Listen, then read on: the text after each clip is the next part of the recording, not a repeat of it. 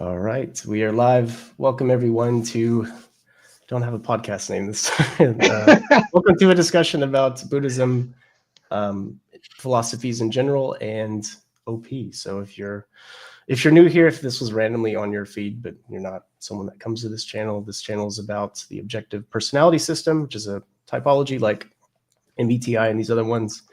And today we're going to discuss that, compare and contrast it to other philosophies that exist. So yeah, you guys probably remember Manny from Pickles and Goo podcast from 2 years ago. He's been in the channel for a while. Yeah, And, 2 years. Yeah, yeah. I'm back. And then I'm back. Felix was on here as well. He is the owner of Practical Personality, and yeah, which is also a really insightful channel for OP and for self-growth in general. There should be a link in the description. Would encourage you to check that out. And yeah, welcome guys. Thanks for coming on.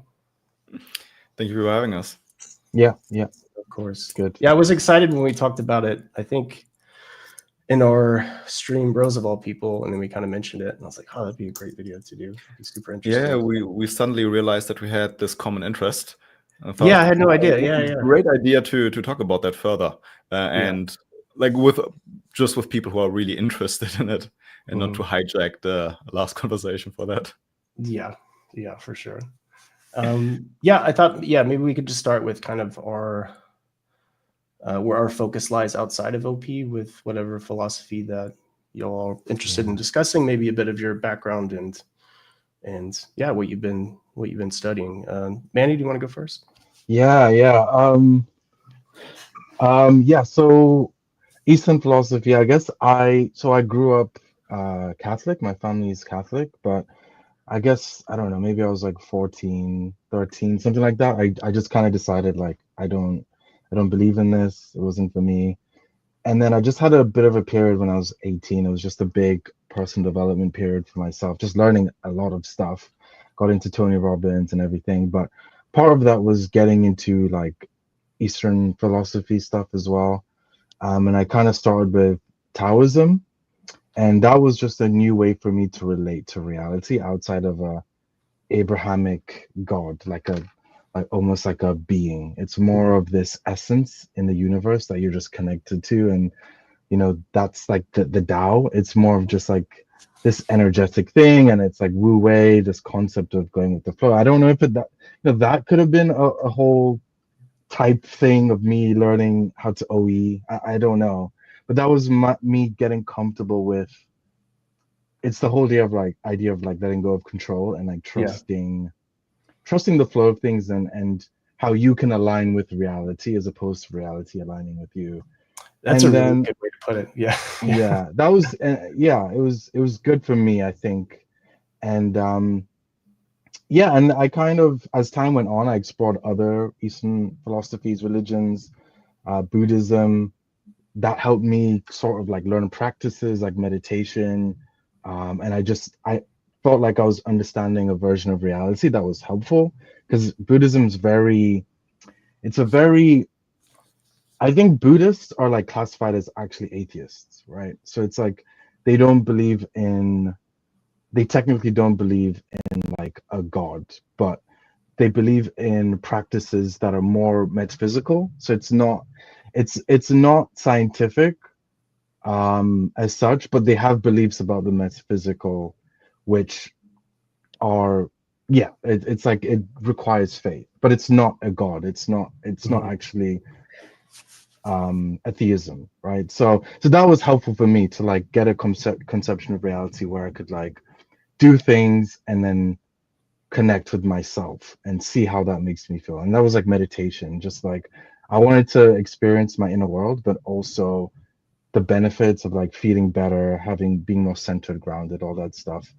And then Stoicism and Hinduism were just ways of me going further into self-development, I guess, like learning about enlightenment, principles of reality, and Stoicism is very DI. It's just about like your virtue, your values, and it's about taking complete ownership of what you can take, from the space of like what actually matters are my values. And there's a term saying in Stoicism, which is like our real purpose is to like align with nature, and it's not like the Taoism approach of like being just more observant. It's like there are like kind of principles that they say like the nature of humans is XYZ. So like they do propose certain virtues, but it's just that idea of like just taking ownership of yourself in a more Eastern way.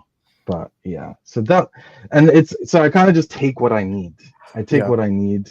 It's been, I'm not like assigned to any particular one. I don't know if I've gone particularly deep, but I've come to nuanced understandings of each of them, and I just explore as much as I can, just whatever I want. So, yeah.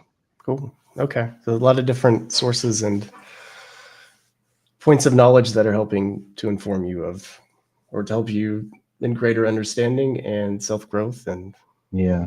things. So bit of this, bit of that. So it's very Yeah, OE. exactly. Yeah. I don't know. Yeah. Felix, how about you? I think in a lot of ways was quite similar. I like that you started, Autumn, with your kind of religious background, because I actually wanted to do the same. That I also have a Roman Catholic background growing up in Germany, but I was never super religious, as a lot of people aren't in Germany. Most people aren't in Germany. But like around the time when I was a teenager, I thought about this stuff a bit more deeply or seriously, and I thought, this God thing, I don't know where it's coming from. It doesn't make quite sense to me that would actually be true. I don't see why. And then I became just very disinterested in religion, called myself an atheist. And at some point, some workshop where my parents dragged me to, I think when I was 22, I encountered meditation. So I've heard of it, but I didn't actually know what it was. And it was introduced, I think, as a way to just be more aware, be more conscious, and kind of like become more observant of yourself and what goes on in your mind. And that kind of led me down, or that created, sparked an interest in Buddhism. And like kind of what you were saying was very much something that I experienced. And I think what a lot of people maybe that have similar mentality to us experience, that they aren't convinced by the Abrahamic religions anymore. They're like, something feels off there, or they're not convinced. But then they hear about Buddhism, and they're like, okay, that's interesting. Like, what is this? This seems different, right? This doesn't have a God. This seems to be some kind of psychology in a way. Yeah. Almost. Or I guess you could classify that. And it is classified as a religion for like if your definition of religion is encompassing enough. But yeah, I had this first encounter with meditation, and suddenly I learned to observe myself think, which was like a really weird experience, that I suddenly was aware that, oh, I'm actually not present. I'm caught up in my own thoughts, and I'm just caught up in the voice in my head. But then suddenly there was a little bit of distance, which I think led me down a path of like growth and trying to become more conscious. And then what is quite similar to what you were experiencing, that I found different kinds of books that I found interesting. Like one big influence was Alan Watts, and several books by him, like The Way of Zen, The Wisdom of Insecurity, and a couple of others. Also, he has a book on Taoism, and that helped me to understand these things more, and gave me, I think, an alternative view of reality and like what a religion can be. And I thought what you said was quite beautiful, that the point in a way is to align yourself with reality and not force reality to align with your preconceptions of it. I think that's a really, maybe that's the core of it in a way. At least that's how I see it. And I'm fascinated by things that kind of first explain that, by default you're off from reality in a way, that you have these biases. And modern cognitive science explains more clearly why that is, and why it has to be that way, which is quite fascinating. And then you have practices that really acknowledge that and go, okay, like how can we come closer to reality? And this will be a benefit for us, right? So we will live in less anxiety, less dread, and just be more connected to reality and to other people, really, in a sense. Because there was always, like, if you know my OP type, like a big problem of like feeling disconnected in a way, feeling alone, feeling lonely, which was maybe the main driver that got me in this direction, where I thought, okay, maybe in these things like meditation and these teachings, I can find some solace and kind of grow out of this and find more connection. Yeah. Really. And yeah, at some point, Makes sense. I joined a Zen dojo in the city where I lived at the time, meditated there on a regular basis, which really informed a practice a bit.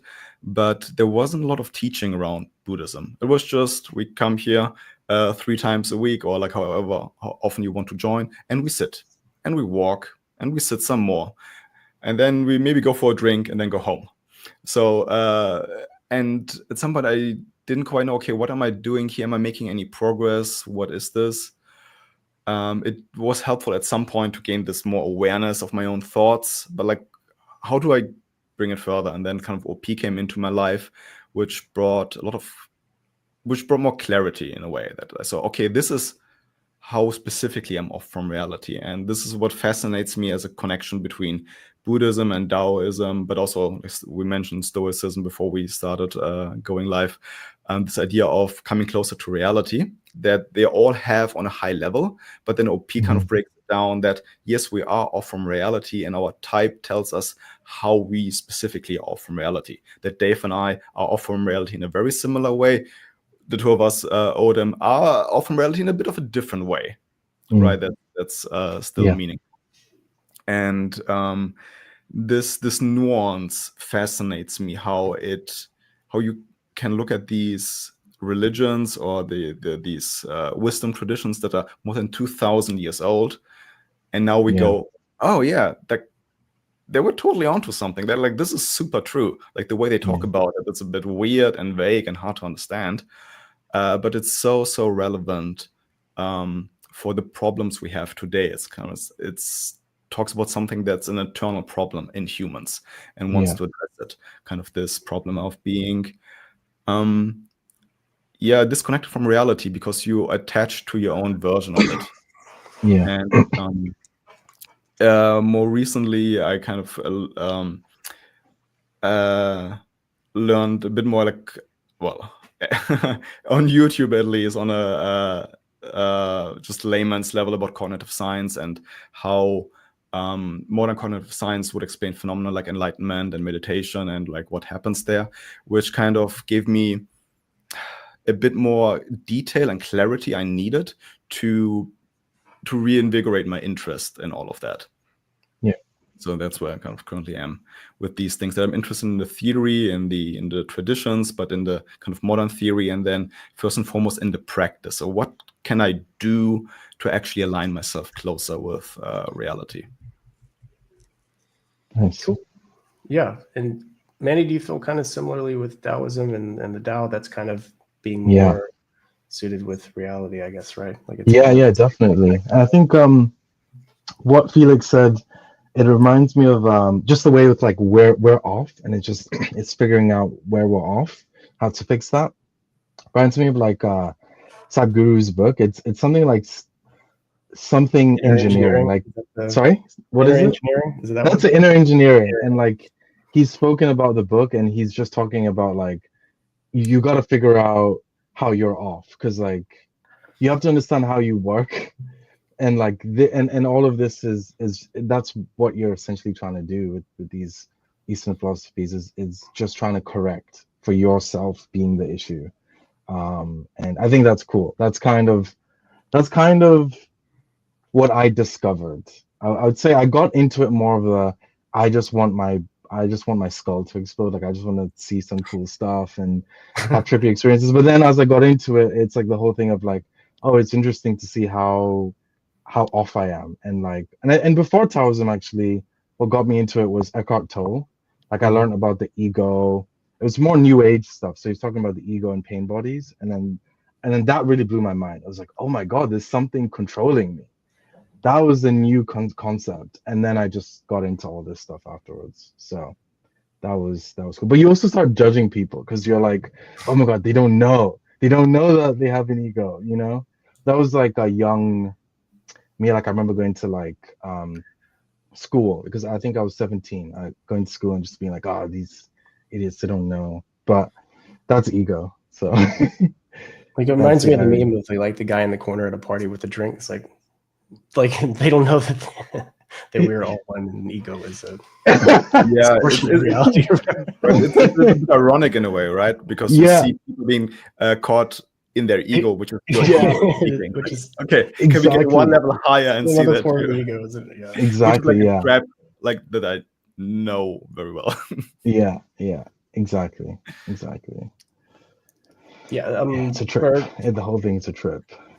For Like sure. you just realize, like, the more I do this, the worse I am, because this is like, I'm like, how do I get out of this? Because the more I'm pursuing this, my ego is attaching to it. It's like a weird, like, you have to, it's like mental jujitsu, and it's like it'll always outsmart you, so you just have to keep learning new ways to like get out of it. It's never done. Like It's like fighting the never, ego with the ego, sort of. yeah, it's crazy. Yeah. Just- Sorry, go ahead. yeah, maybe just like one question for later, but because Dave, maybe you should say next where you're coming from. But one question I would have is for later, do you guys ever had the experience that you've been trying to practice, understand yourself better, and kind of alleviate this anxiety of being off from reality, but starting to practice first made it worse in some way? So starting to practice meditation, or for example, yeah, meditation, but also the practice of meditation, but also this theoretical knowledge about the ego and the mind and where you're off from reality, that it also had negative side effects. Okay, I'll add that to the notes here so we don't forget. Yeah, so yeah, it sounds good. Yeah, I think the background's similar to both of y'all. I started meditating a while ago, 2011, 2012, something like that. For ADHD, basically, I just wanted to be able to focus more. And then the more I read about it, a myriad of other things that it helps improve and everything. So I just, started doing it there. I wasn't really into any kind of philosophical thing so much. But years later, maybe 2017, something like that, I picked up a book from Sam Harris called Waking Up, which is like basically a way to look at spirituality that isn't necessarily like a guy in the sky or something like that, kind of more from a different aspect, more in line with like Buddhism and things like that, even though it wasn't necessarily Buddhism focused completely. And then started listening to Alan Watts quite a bit. And then I think it's just kind of progressed from there, from looking at a lot of different things and a lot of different speakers, Dr. K being a big one. I think both of y'all listen to them quite a bit, or I know y'all listen to him quite a bit. But and then now the focus is more on the Zen aspect of Buddhism, so the kind of the Zen branch, which is very much influenced by Taoism in China, as well as the Buddhism brought by Bodhidharma from India and all that stuff. So it's kind of almost like a fusion of those two things, which I find really cool. So and for me, I guess the main focus there is not really religious in any way. Like it's not really talking about anything. I think that's kind of the goal. You don't really conceptualize reality in any kind of way. There's not necessarily a God or this or that or bad or good. It literally is just a focus on direct experience, kind of void of any mental constructs or concepts or anything like that, to be able to see things as clearly as possible. And the main kind of utility for that is meditation, koan practice, things like that. And ultimately from that, you get these things called a kinsho, which is like a realization or sometimes an awakening when you are just free of your own concepts and biases and filters and all that. Things come to you that you might not have normally kind of seen, would have seen, and not something you can really express in language so well. And then eventually there's this concept of enlightenment where, basically there's just consciousness, there's just the cosmos, and there's not like a you and them and all this stuff. It's literally just one thing. And there's no longer a separation between things or conflicts or good, bad, me better, you less, me less, you all that stuff. So that's kind of the perspective that I'm coming from, I guess. Yeah. Interesting. So all right. So what first comes to mind when you think of connections to OP and kind of what you're studying? What was like for you the biggest or poignant sort of connection there? I'll go first. So this is when I kind of got into sort of Hinduism, because there's a bit more, because Buddhism was more, it gave me, and I guess I didn't go too deep into Buddhism. I didn't go into specific, I guess Zen Buddhism as well. It's not coming with like a lot of loaded knowledge that you would get, let's say, in Hinduism. So with Hinduism, it was interesting because there were some things that I learned, like there's 4 paths to enlightenment, which was really interesting. I didn't know that. And everyone knows, like, first of all, everyone, if you say yoga, everyone just assumes it's asana yoga, like it's like the body yoga. Stretching. So yeah, and that's just one type of it. Like that's just one aspect of it. That's asana yoga, but yoga is like the whole thing. So there's a similar realization where like there's the whole journey, but there's different ways to get there. So Raja, there's 4 paths. So Raja, which is the actual practice of like doing things to get to enlightenment. So like meditation, like those techniques. And karma, it's the path of action. So, and this is, I had taken principles from it, but I didn't realize this what it was. But it's like taking action but detaching from the outcome. Like that's karma yoga essentially. Selfless action. And you kind of have this idea of like this constant giving away, which leads to enlightenment. And then bhakti, which is the path of devotion. So I don't know if you've heard of like Hare Krishna. It's kind of like people get together and they do chanting, and it's kind of like a lot of praise, and I guess similar to Christian, gospel stuff like that, where it's like you're just channeling that love towards something, and through that energy you reach, it's like that giving away, because it's very selfless. It's like this bigger than me thing through love, and yana yoga, which is the path of knowledge. And that's coming, and people I think associate this with just like basically the understanding that there's no ego, there's no, or like the self doesn't exist, it's just ego, and all these like things about yourself, dissolving the conception of yourself through layers of understanding. And and I think Felix, you brought this up before when we were talking, it's like there's 2 different types of knowledge. It's not like this explicit form of knowledge. You're trying to get to this intuitive type of knowledge. I can't remember the term. The explicit one I think was called vidya. That's the Sanskrit word. I can't remember what the other one was, or I've got them mixed up. I can't remember. Yana. Okay, yeah, that makes sense, right? Yana, yeah. So you're trying to get to that intuitive understanding where like, it's not this intellectual thing where you're like, oh, there is no self. The self doesn't, like, everyone knows that in an intellectual way, but it's like knowing it in the same way that like you can feel like your hand. Like it's not like a question. It's not like you just know it. It's a different kind of knowledge. So those are the 4 paths. And it to me, I was like, oh damn, it's like you can connect the functions. Because Raja Yoga, it's probably the easiest one. And I would say like that's like the sensory approach of like just do the thing that gets you there. It's almost like falling asleep. Like sleep will happen. You just have to lay in bed. Sleep will happen, right? So you just have to kind of just go through the steps. Karma yoga, I guess it's like T, like just doing, and maybe like TE. It's like kind of doing and not like attaching your needs to it so much. It's like this continuous flow of doing stuff. Bhakti is like F, like of course, and then Yana, I guess, is like intuition, because you're really getting to like this nuanced understanding. So I was like, that's cool. And like I guess it's like if people can find a way that works for them. And I guess like Buddhism has also its own different paths. And Felix, you said this earlier before we started recording. It's like these different teachers are just finding. It's like, and this is what Dr. K said, which I think was genius. We all have unique fingerprints, but we also have unique cognitive fingerprints. Like even like regarding our OP type, we're all kind of different. Like we have some people are the different OP types, but they have synesthesia. Like, like Dave, you have synesthesia. I'm sure someone with a different type, then you also have synesthesia. So we mix and match in different ways. It's not just your OP type, but then there's a way that like maybe like each of these teachers, let's say like all these philosophies are just trying to get you to a physical state that acts as this like transcendental state. But the way to get there is dependent on what how you connect to certain modalities the easiest, or certain ways of thinking, or whatever, right? So it's like all these teachers are just different ways depending on your cognitive fingerprint, which I think is cool. But I like how like simple it was for the Hinduism approach, because it's like those 4 paths. I guess my It's kind NI of, likes it simple.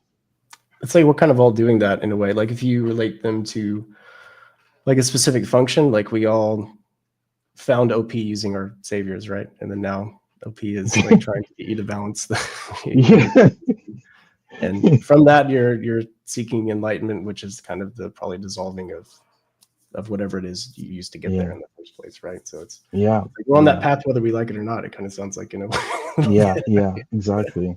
And I like it when people are doing it and they don't even realize, they're not using any of this and they're doing it. Like I remember, Naturally.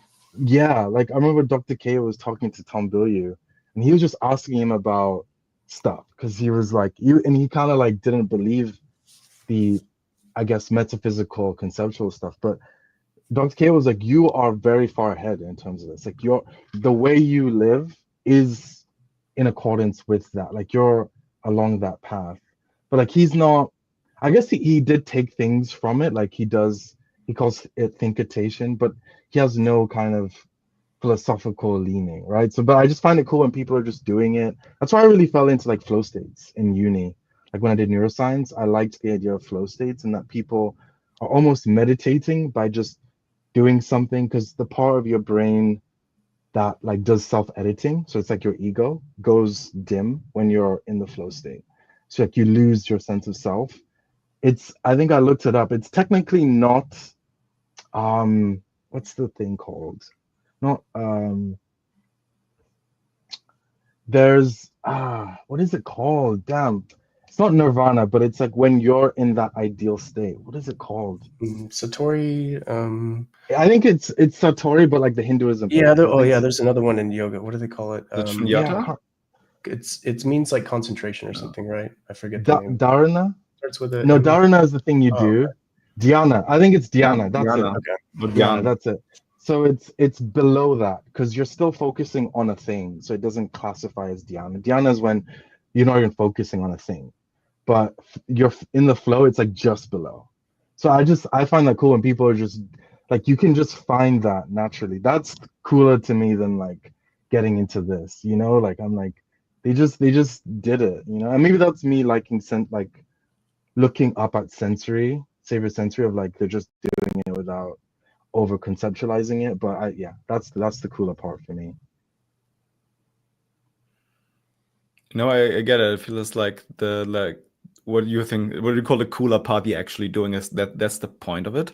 Yeah. I think certain people, and I guess I would classify myself as one of those people, need this kind of conceptual backing to kind of get into it, to understand, oh, like this is what's happening here. This is the science we have around it. It's our best understanding. But this can only be a support for you, for the person who needs it, and for the people who are more ST. But this is not the point. Like it can't be the point, right? The point is that you actually do it and live like it, and can forget about yourself. And as far as I understand, I like that you brought up the flow state, that you could. There's an idea that enlightenment is a continuation of the flow state, almost like a super flow state, where usually in the flow state you do something specific, right? Like you do surgery, or you play a certain game, you rock climb, right? You have a particular goal that you're trying to achieve, and that enlightenment is more like a generalization of that, where like what you're doing is getting an optimal grip on reality. That's kind of the challenge. Yeah. Was the word you were thinking of samadhi? It just came to me. Maybe samadhi. Maybe it's that. Maybe it is that. Maybe. I don't know. Yeah, I think Dr. K. Dr. K in his course meditation starts out with saying, okay, where does the word meditation actually come from? Because in Sanskrit, there are different words for meditation, right? They don't actually call it meditation, and they have words for the act of concentrating, and then for the states that you can get into if you do this practice. And in the West, we just translate all of it without nuance. Meditation. Yeah. I think dharana is when you're doing the technique dhyana is when you're getting into the focus, and I guess samadhi is probably the state when you're like in the state. I think there's samadhi and there's moksha. Moksha, yeah. Yeah, which which is cool. Yeah. And that's the cool thing I think about all this is because Sanskrit is so specific, and like there's this idea that language helps you like see reality in different ways. Like when you learn a different language, it's almost like a different reality, not a different reality, but like it changes reality, right? Mhm. And like learning Sanskrit helped me because you can like specify things, so then you just see reality differently. Like it's an intuitively different understanding of reality, which I didn't expect that. Just having different words to explain stuff, I was like, wow, it's so different. Yeah. Like a reality so informed by concepts in so many ways. I think that's not super obvious. Like Yeah. there's like a language that has like 20 words for different types of blue, and they can Yeah. actually perceive the color blue better than other. Yeah, the color stuff, like I'm like that's crazy. Like people, perceive colors differently. Yeah, it's. I have a pretty trippy story for y'all that goes around, but I better off not stream safe. But I'll tell y'all that later. But this is the best demonstration of that. Yeah, I'm really looking forward to it. Yeah, Yeah. that's cool. Yeah, but what you're saying, like to directly connect to that, in Alan Watts' book on the Tao, he has a whole chapter on the difficulty of translating everything and how language frames the way you see the world, where we have in the West this very linear language where like a word means one thing and then we go from left to right. But that the Chinese language, like with this kind of almost pictograms, works quite differently, where you don't have this linearity of meaning that you need to take everything in step by step, and that the sequence creates meaning, but there's meaning in the separate characters. And this gives you a different form of understanding the world and a different way of expressing yourself and maybe seeing different parts of reality in a way. And he's making the case that this way of writing and speaking leans itself to understanding the philosophy of the Tao a bit better. Yeah. Which makes it very hard to translate. Yeah. This is a bias. I don't know if this is true. I do wonder, because I do notice there's a strong leaning of like the Beta Quadra, like really taking over the whole Eastern philosophy thing. Like there's a lot of people. TI especially. TI FE access. I'm trying to find like FIs that are into this stuff, but it seems I have like one. Oh, you do? Oh, okay. Because when you brought it up, I talked with Holly about it, and there's Michael Singer. I don't know if you've seen our class on him, or you know who that guy is.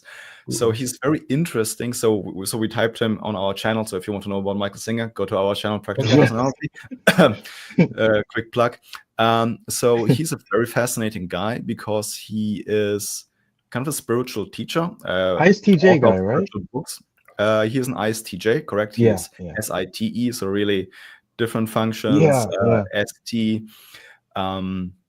And he is an author of a couple of famous spiritual books, first among them, The Untethered Soul. But he's also he is also the founder of a temple. He had a building company at some point, and then he had a medical software company and really revolutionized the medical software industry, starting in the 80s and then going like throughout the 90s. And so he is a super successful software developer and CEO, but he's also a spiritual teacher.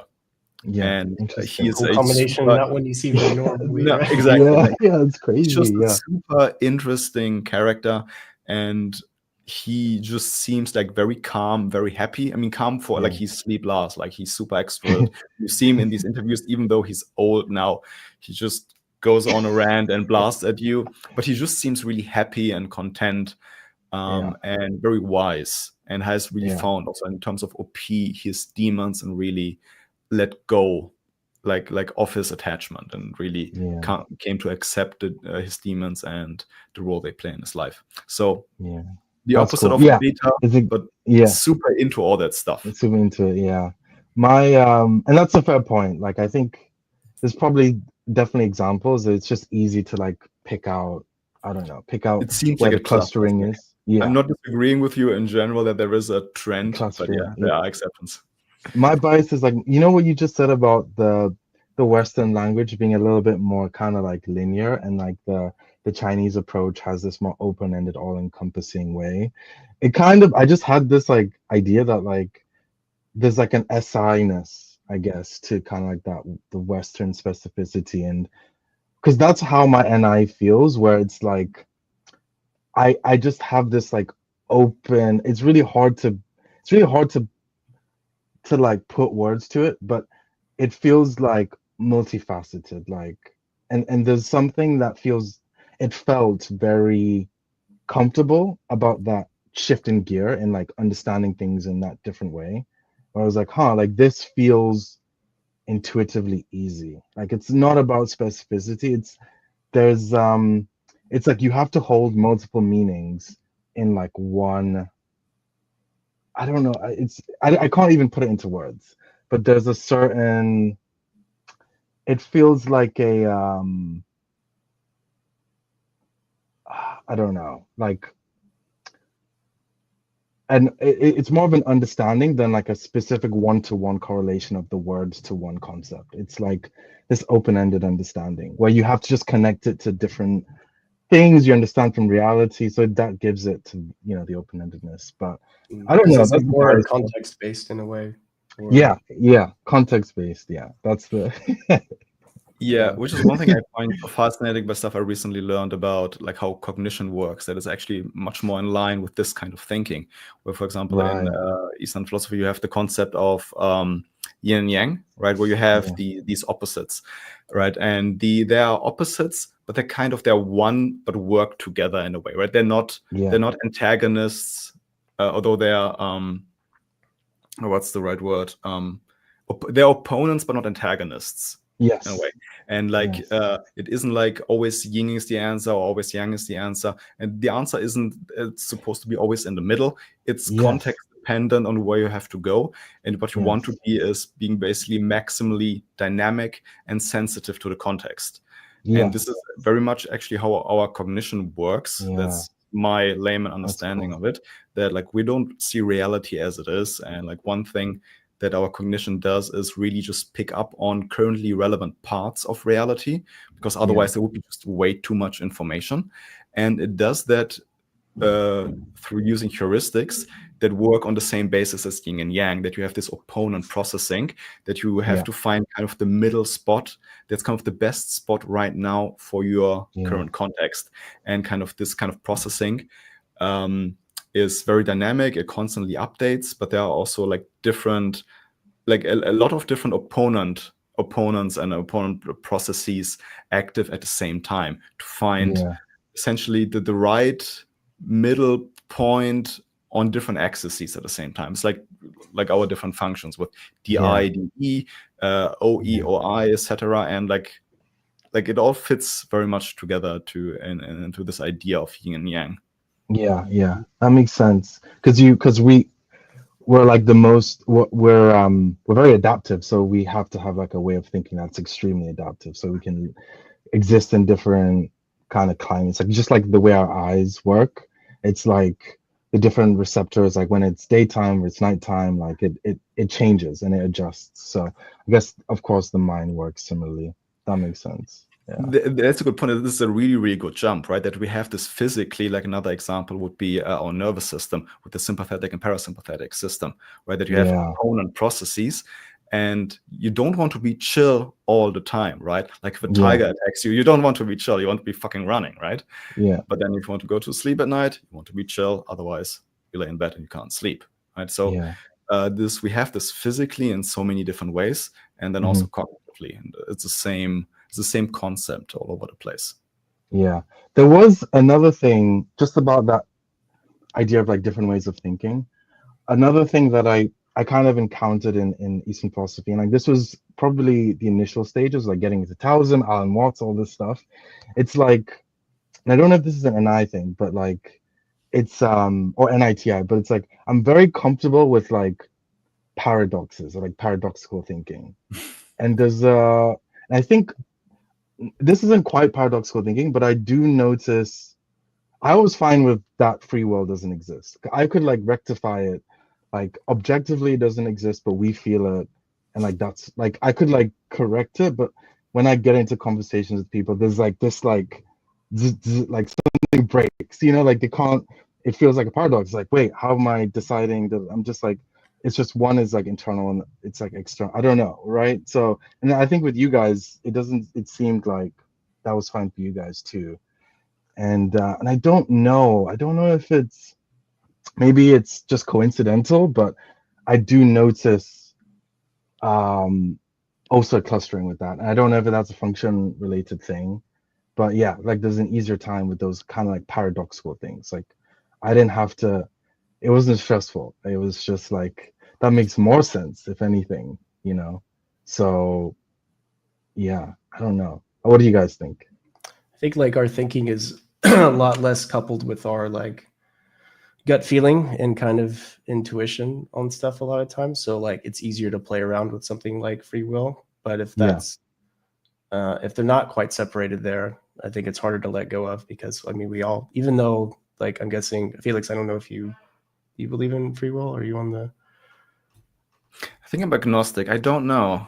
I actually don't know. Okay, that's cool. Yeah, Okay, technically I don't I wanna make am. assumptions, but Yeah, but technically I am agnostic. I can't prove it doesn't exist. I just yeah. don't have evidence of it. So I'm just like I can't say it does. That I'm technically I am agnostic. That's true.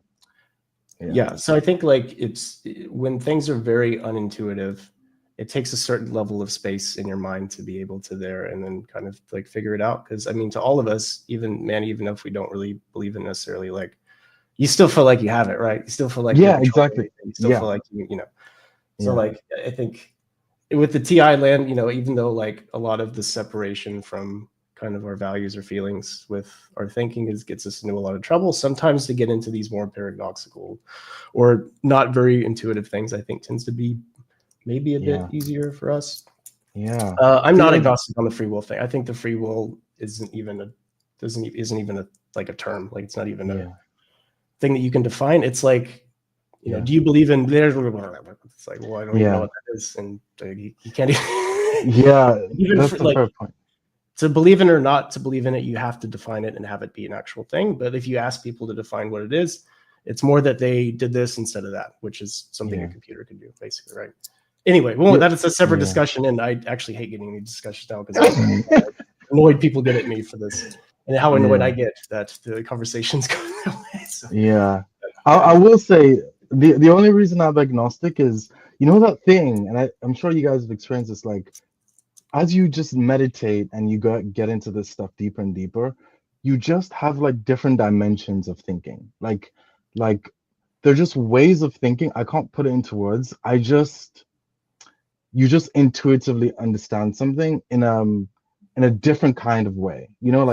And I guess understanding philosophy, I was like, oh, like in some period of time, we didn't even have these different theories of knowledge. Like we didn't know that you could learn things empirically. Like it's just like a different way of thinking. So I just hold space for like I don't know if there'll be like a certain dimension of thinking that allows me to define. I don't know. I'm just kind of like I don't know. I'm just leaving room for like who knows.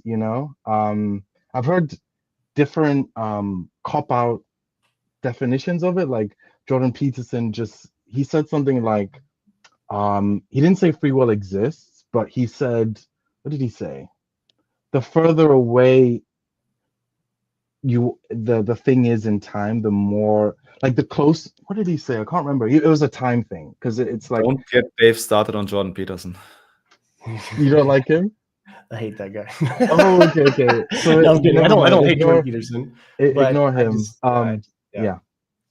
But now, yeah, 2018 Jordan Peterson, like he's a pretty reasonable guy, and now I don't know what's going on. Dragons and all kinds of crazy effects. Yeah, he's crazy. And anything I quote from him is from like years ago, like when I used to watch. But yeah, you can talk about Jordan Peterson. I don't care. Like I'm not like, okay.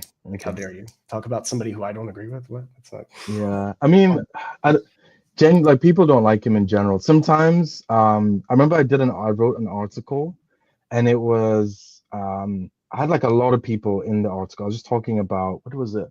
You control your actions, not your outcomes. And I just quoted Jordan Peterson, but I mentioned other people, Marcus Aurelius, like Kobe Bryant, like so many people at length. And then my friend was like, "Ooh, you might want to remove that quote, Jordan Peterson." I'm just like, it's just a Yeah, quote, and he's just talking about. It was a quote about biology, like how you're. Like, it wasn't like a. I was like, damn, I can't even. I just. It's not like he's never I said don't know. anything that's great. He is a brilliant guy, and like Yeah, his psychology what he lectures are, does. like fucking amazing. You know, I think Yeah. it's just he gets associated with like his political stuff. Yes. And it's like Exactly. we got to separate the baby from the bathwater. If he said something like good or like something that makes sense and it's helpful, then you know. Yeah. So what? It doesn't mean that you're like approving everything about this person. Exactly. Yeah. Yeah. But that was the first flag of like, damn, okay, like I can't. I just have to be aware of it. Yeah. But yeah. You got to be aware of the FE, man. That's the tribe doesn't value him anymore. Yeah. Yeah, exactly. Depending on which tribe you're talking to, you know. Yes, that's true. That's 100% true. Yeah, it's true. Yeah. We can go back to the Felix's question, I guess, about the negative experiences. Yeah. So kind of your intro into this stuff or meditation or things in around. Did it make things worse for you with your connection or perception with reality? Did I get it right, or was it something different than that, Felix? I made it in a very open way. Okay. I mean, perception, if it created, so I see the whole thing essentially that it should help you to align with reality more closely, and then also bring a sense of peace to you. But in my experience, and I've heard that from others as well, and I think there are studies on it too, when you start to get into it, it can have negative side effects. Oh yeah, it's totally supposed to as well. Yeah. That's the kind of part of the path that you have to walk. Right, in order to get to the peak, you have to expend some energy, maybe some pain. This was something that I found interesting, and maybe I thought it would be interesting to talk about. But I mean it in a broad way, like what kind of negative side effects did you guys experience? So, I think that's a great topic to talk about. Yeah, go ahead, Dave. Okay. I think like at least, well, I can only talk about it in the specifics to meditation. I don't know that I've experienced this well, maybe with OP a bit. When you first learn OP and you learn about your type, you're like, oh, that's me. You know, you're kind of so there's a bit of that there in a way, maybe a connection there. But I think with meditation, generally, I was pretty gentle into my meditation. I didn't like start like hardcore, like 30 minutes a day, all this stuff. It was just kind of here and there. But I did notice I was more anxious and I was more in states I didn't like. And I noticed more things about myself that I didn't really like so much. And so in the beginning, it was kind of like, hey, I feel like I'm getting worse. You know what I mean? But it's not, you're getting worse. You're becoming more aware of stuff that's that's pushed to the background. And that valve that's about to explode, you're letting some of the steam out of there. And so I think that's perfectly normal and a good thing, but also it could inform you that you're doing too much. If it gets a lot, then you gotta kind of don't let all of the stuff out of the valve immediately. Chill. But I mean that was my experience when I at least started meditating. OP, if we're making that connection here as well. I remember before I got typed, I watched the videos like ISTP's Biggest Fear or something like that. And it's about the clock book. You remember that one? And I was watching it like, oh fuck, that sounds so familiar. I'm like, oh, that's me, isn't it? I'm like, no. And I had a couple of days of just being like, I'm totally that guy. Like, this I don't want to be that guy. And then I got typed months later, and then it's like, well, ISTP, big surprise. So I think because I think and maybe my functions ties into this. I was young at the time. I was like 18 when I was just going into it, and I went into it pretty hard. In hindsight, I probably did have adverse experiences, but I had like such a high of like this new world and like this like seeing reality in a different way that I think I didn't really really factor in any negative stuff. But there were negative stuff when I think about it, because like I was having a lot of sleep paralysis at that time. I remember I was having a lot of like I had like this really kind of very trippy dream where like, you know, when like you wake up, you die in the dream and you wake up, you actually wake up in the dream again, and you're like, I'm awake. You're like, oh no, I'm dreaming again. I had like this time where it was like it happened. It like it was like reoccurring like a couple of times. So then when I actually got up, I was like, I don't know if I'm actually alive or like, I don't know what's going on, But it was exciting at the same time. Like I felt like I was losing my mind, but it was fun because I was looking for that. I wanted something. I just wanted to. This sounds I so wanted very to do double something. observery as well, by I the way, don't. a little bit. Yeah, I don't You must be know. like on the big 5 for openness. You must be like 100, like just Yeah. maxed out like openness or Honest, stuff. I It's don't super cool, know. actually. Yeah, I have no idea. Like I don't know what it was, but that was more a general. But like in the meditation itself, I wasn't experiencing that. It was just more stuff around it. And I guess for years, I had to like deal with anxiety. So now I'm like, oh, was that just because I was meditating so hard? But I just dealt with it. I dealt with the anxiety in other ways. But I'd say years after, I would have very specific, acute negative experiences where I was like, this is because of this.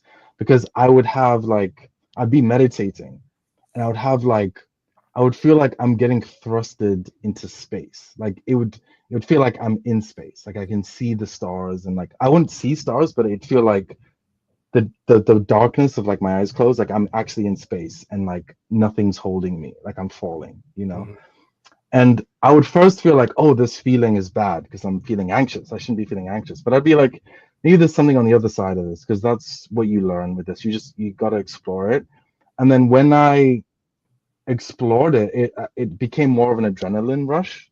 I recognized like there was a sense of power within me, which is overwhelming me. Like I don't, And there's it a sounds like you weren't scene. taking it too seriously either, in a way. Like it was, Yeah, trying not to, because I was yeah. like, I'm just glad something's happening, because like I just want something to happen sometimes. I'm like, okay, like something's happening at least, so let me try and understand it. There's in Doctor Strange, the first Doctor Strange, where he has to meet with this like entity, Is this this like like, it's a Marvel movie, right? Or yeah, what's Marvel. okay, okay. Yeah. There's just this entity that Doctor Strange has to fight, and he doesn't actually encounter it until the end of the movie, and he teleports to it, and it's this like, it's humongous. It's like supposed to be, I don't know, like the size of a galaxy. Like it's a huge being, and he's like this tiny thing, and he's like looking at its face, and he's talking to it, and it's so scary because it's like looking at a mountain. You're just overwhelmed with the size of it. So that's how I associate that experience. I realized I was experiencing myself, like my real self, and it's just so Mhm. big that it's overwhelming. When I realized that, my emotions changed. I started feeling more empowered. Like it would be more of an adrenaline rush of like, yeah, and I'd like leave the meditation feeling like I could do anything. So there are these negative experiences where like if I keep going, I realize something. It's like, oh, this is actually what it was, you So know? this is actually in line with, or one of the keys to enlightenment as well. What you're describing, I'm experiencing myself, and there's a sense of like power and kind of unity with like what's going on, right? Like it's Yeah. when you're in a normal reality, not dreaming or not having the visions, you're also experiencing yourself. The walls, the secret, your Yeah. conscious experience itself is yourself, and you're Yeah. experiencing you, and essentially, and the big part of enlightenment is all of this being you, and not Hmm. you experiencing stuff on the outside Yeah. Yeah. so Yeah. much. Yeah. So like what you had there is also, I think, what a lot of people in this space are trying to get to, but just with their normal. Yeah. With the normal life, exactly. Yeah. Just like Yeah. to constantly get that of like, yeah. I think when I lost my mind when I was 18 or whatever, I was kind of in that state in real life, but it was very trippy because I was very like, Wait, are we talking about you had like a psychotic break or you lost your mind, or is that referencing what you're talking about now with the visions and stuff? Or not a psychotic break, just more like when I was having weird dreams, and like my sense of reality was like just getting a bit okay, so we're weird. talking about right now, right? This is Yes, like yes, right okay, now. okay. I Yeah, thought this was like some yeah. other event that you were like, oh yeah, and that one time where I imploded. Yeah, like when I was 18, it was probably more intense. Now I'm a little bit more grounded. Like okay, so I these are guess things are still happening to you when you meditate and stuff. Like you get like, yes, yeah, yeah, oh, yeah, yeah. It can happen, but yeah, when I was 18, it was more like just I don't know what the hell's going on kind of thing. And I would go to school and just be. And Alan once would say like, "Oh, enlightenment feels like real everyday life, but like 2 inches off the ground." Yeah. It'd feel a little bit like that, like this, like I'm just a different person. Like it's just like it's just oh man, almost like I would feel like I'm losing sense of reality, but I wasn't stressed. It was just like everything is not what I think it is, and I can't, and that's fine. Like not in a stressed way, but just like it's not real, like that kind of feeling. But now I'm more grounded. I don't have that so much. You might want to But look up. There's a concept called Makkya with like the Zen Buddhism, where like people experience stuff like this when they're meditating, and they have kind of a explanation and things about it. I don't know. Maybe that's interesting for you to look at. But I haven't really seen a lot about that sort of thing from what I've researched until I was looking into Zen, and they were kind of explaining people's experiences. Yeah, no, that's cool. No, I will. I'll look it up. I think the only reason I probably haven't even looked it up is sometimes you have such an experience that like it's so what do you even look up?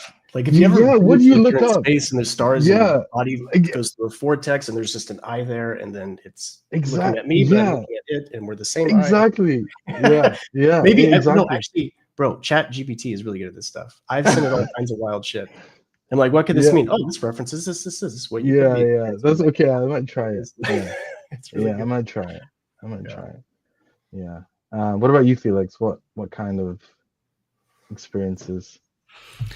You said so much, my mind wants to go in so many different directions. But maybe let me try to say like one thing. Why don't you write some of them down and then we can tackle them later so you don't have to keep up with them? Yeah, let me just try to like pull on like several threads and try to combine them. Stuff like essentially, Dave, you mentioned an idea of non-duality, which is like very important in Zen. You mentioned Alan Watts. We were talking about these negative experiences, and we were also talking about OP and kind of what I saw there. And one book by Alan Watts explained this thing like very clearly to me, which is kind of a different approach from you, Autumn. Kind of more maybe I don't want to say intellectual, but like less intuitive, right? So he has this book called The Book on the Taboo on Knowing Who You Are. Oh, yeah, another one. Yeah. I always fuck up the exact title. It's a mouthful. I think you had it right. I think that's correct. Yeah. Yeah, so that's one of my absolute favorites because it very much speaks to, I think, my personal bias and like how I'm specifically as an IP off from reality. And it's about a misconception that exists, especially in the West, of like who you really are, right? That you see yourself as this thing, like my body, my mind, and this is separate from everyone else. Like there's this like context outside the world, and the world is outside of you, and like within the world there exists this thing that is you, and it's a different thing that just acts in the world. So you have this idea of separateness, but he explains, like in his typical beautiful way, that idea actually doesn't hold up to scrutiny. So Dave, what you were saying is like what you experience is always just your experience, kind of like what your mind creates, right? Which kind of like filters everything around you. And it's basically, he explains that you and everything around you, everything that you usually think isn't you, is just two sides of the same coin. And there's this fundamental connectedness to everything, right? And there are just so many, there's this very fundamental idea of this, sometimes called, translated as emptiness or void. I think what the Zen called form is emptiness. Emptiness is form. Is that kind of where you're? Yeah, exactly, right. And what does it mean? Because it doesn't mean emptiness, as far as I understand it, in the way that we would think of emptiness, but that nothing has a meaning or structure or inseparable identity, right? That you can't really define where I start and you begin, right? You can't even really, I can't even define me, like what makes me me. It's like we think my body and my mind, but like I can only define myself through what other people are and do a comparison. Right? I'm only tall if other people are short, like sort of. For example, that. But even now listening to you, for example, like I experiencing your stories and what you're telling me, and that informs my experience, like that changes me. So where do I really start and where do you begin? Like, are we, right? We're really connected in this fundamental way. And this conceptualization of I'm the separate me and everything around me is just like other things, that is one way to see the world that can be very useful for certain things, especially if you need to have things and get things, right? If you're hungry or need to pee, super useful, but it's actually not how reality works, right? It's just this kind of tool that you have, like this mode of viewing the world is a tool that you have, but it's not what's actually going on. It's right? good for evolution, right? Good for, like, exactly. Good for evolution. Be this way, but not good for harmony or, I mean, to enjoy your life. Like it's good. Exactly. Like this is where I come to this realization of kind of what pained me so much, that I was understanding, oh, this is how I kind of maybe intuitively saw the world, but also I think through growing up in a Western country, right, that you don't learn about this stuff except if you go out of your way to learn about Zen and Buddhism and non-duality and all these things.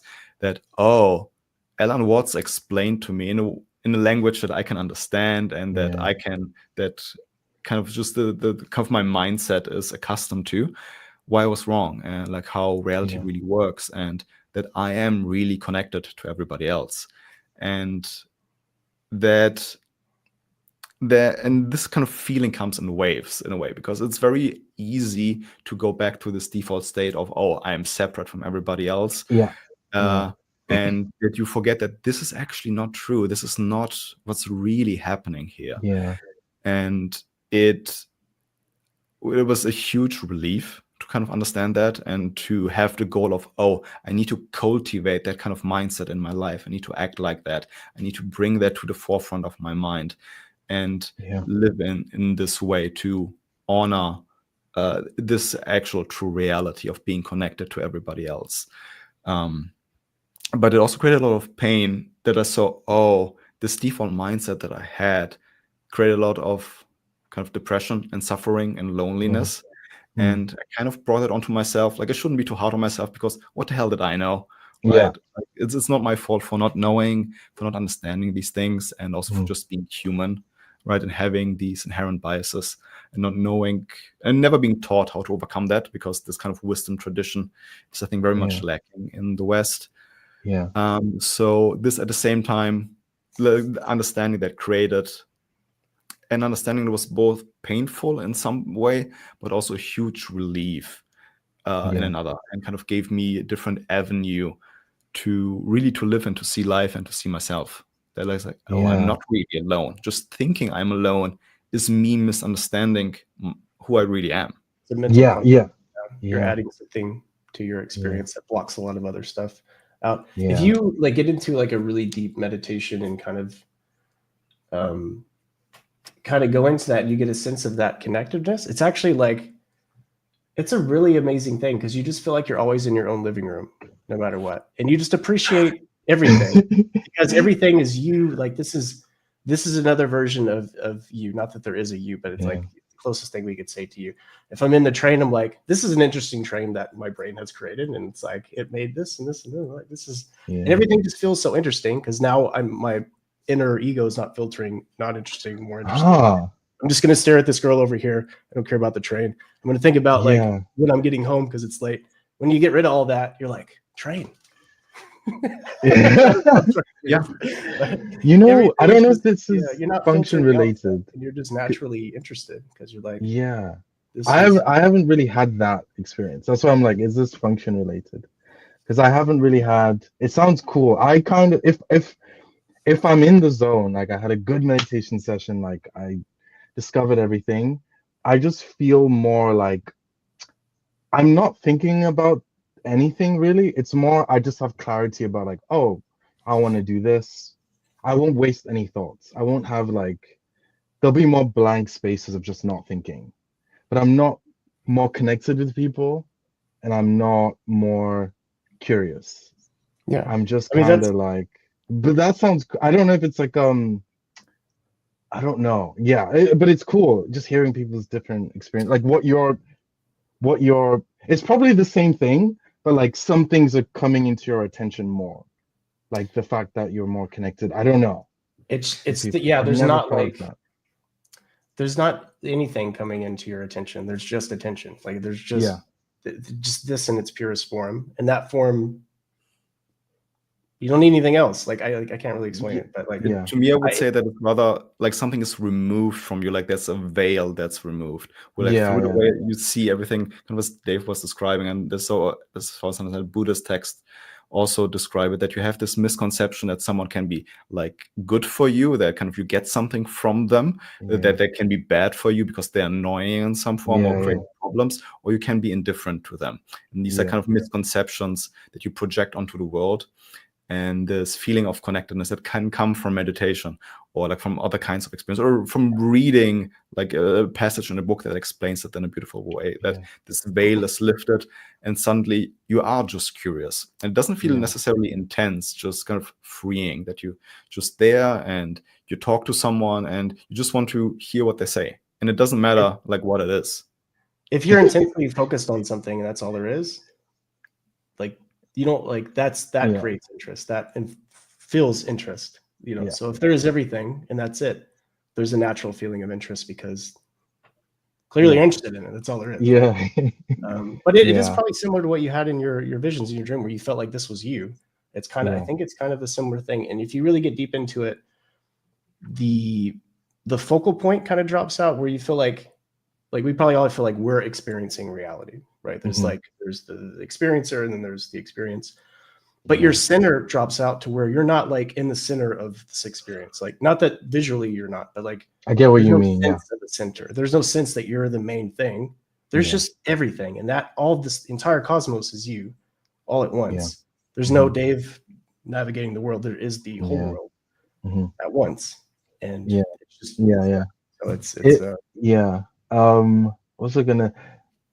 There was something I was gonna say. I think hearing Felix explain all of that, it's reminding me to get back into Alan Watts, because that book is definitely top 5 of my favorite books, and I did read it when I was 18. I think that's when everything was so intense, and it's probably partly because I was really diving into the intellectual aspect, because there's a difference. Because I think when you're meditating, because it's all about just something you're doing, so like you're going through that process of like, let's say, recovery from like the illusion, right?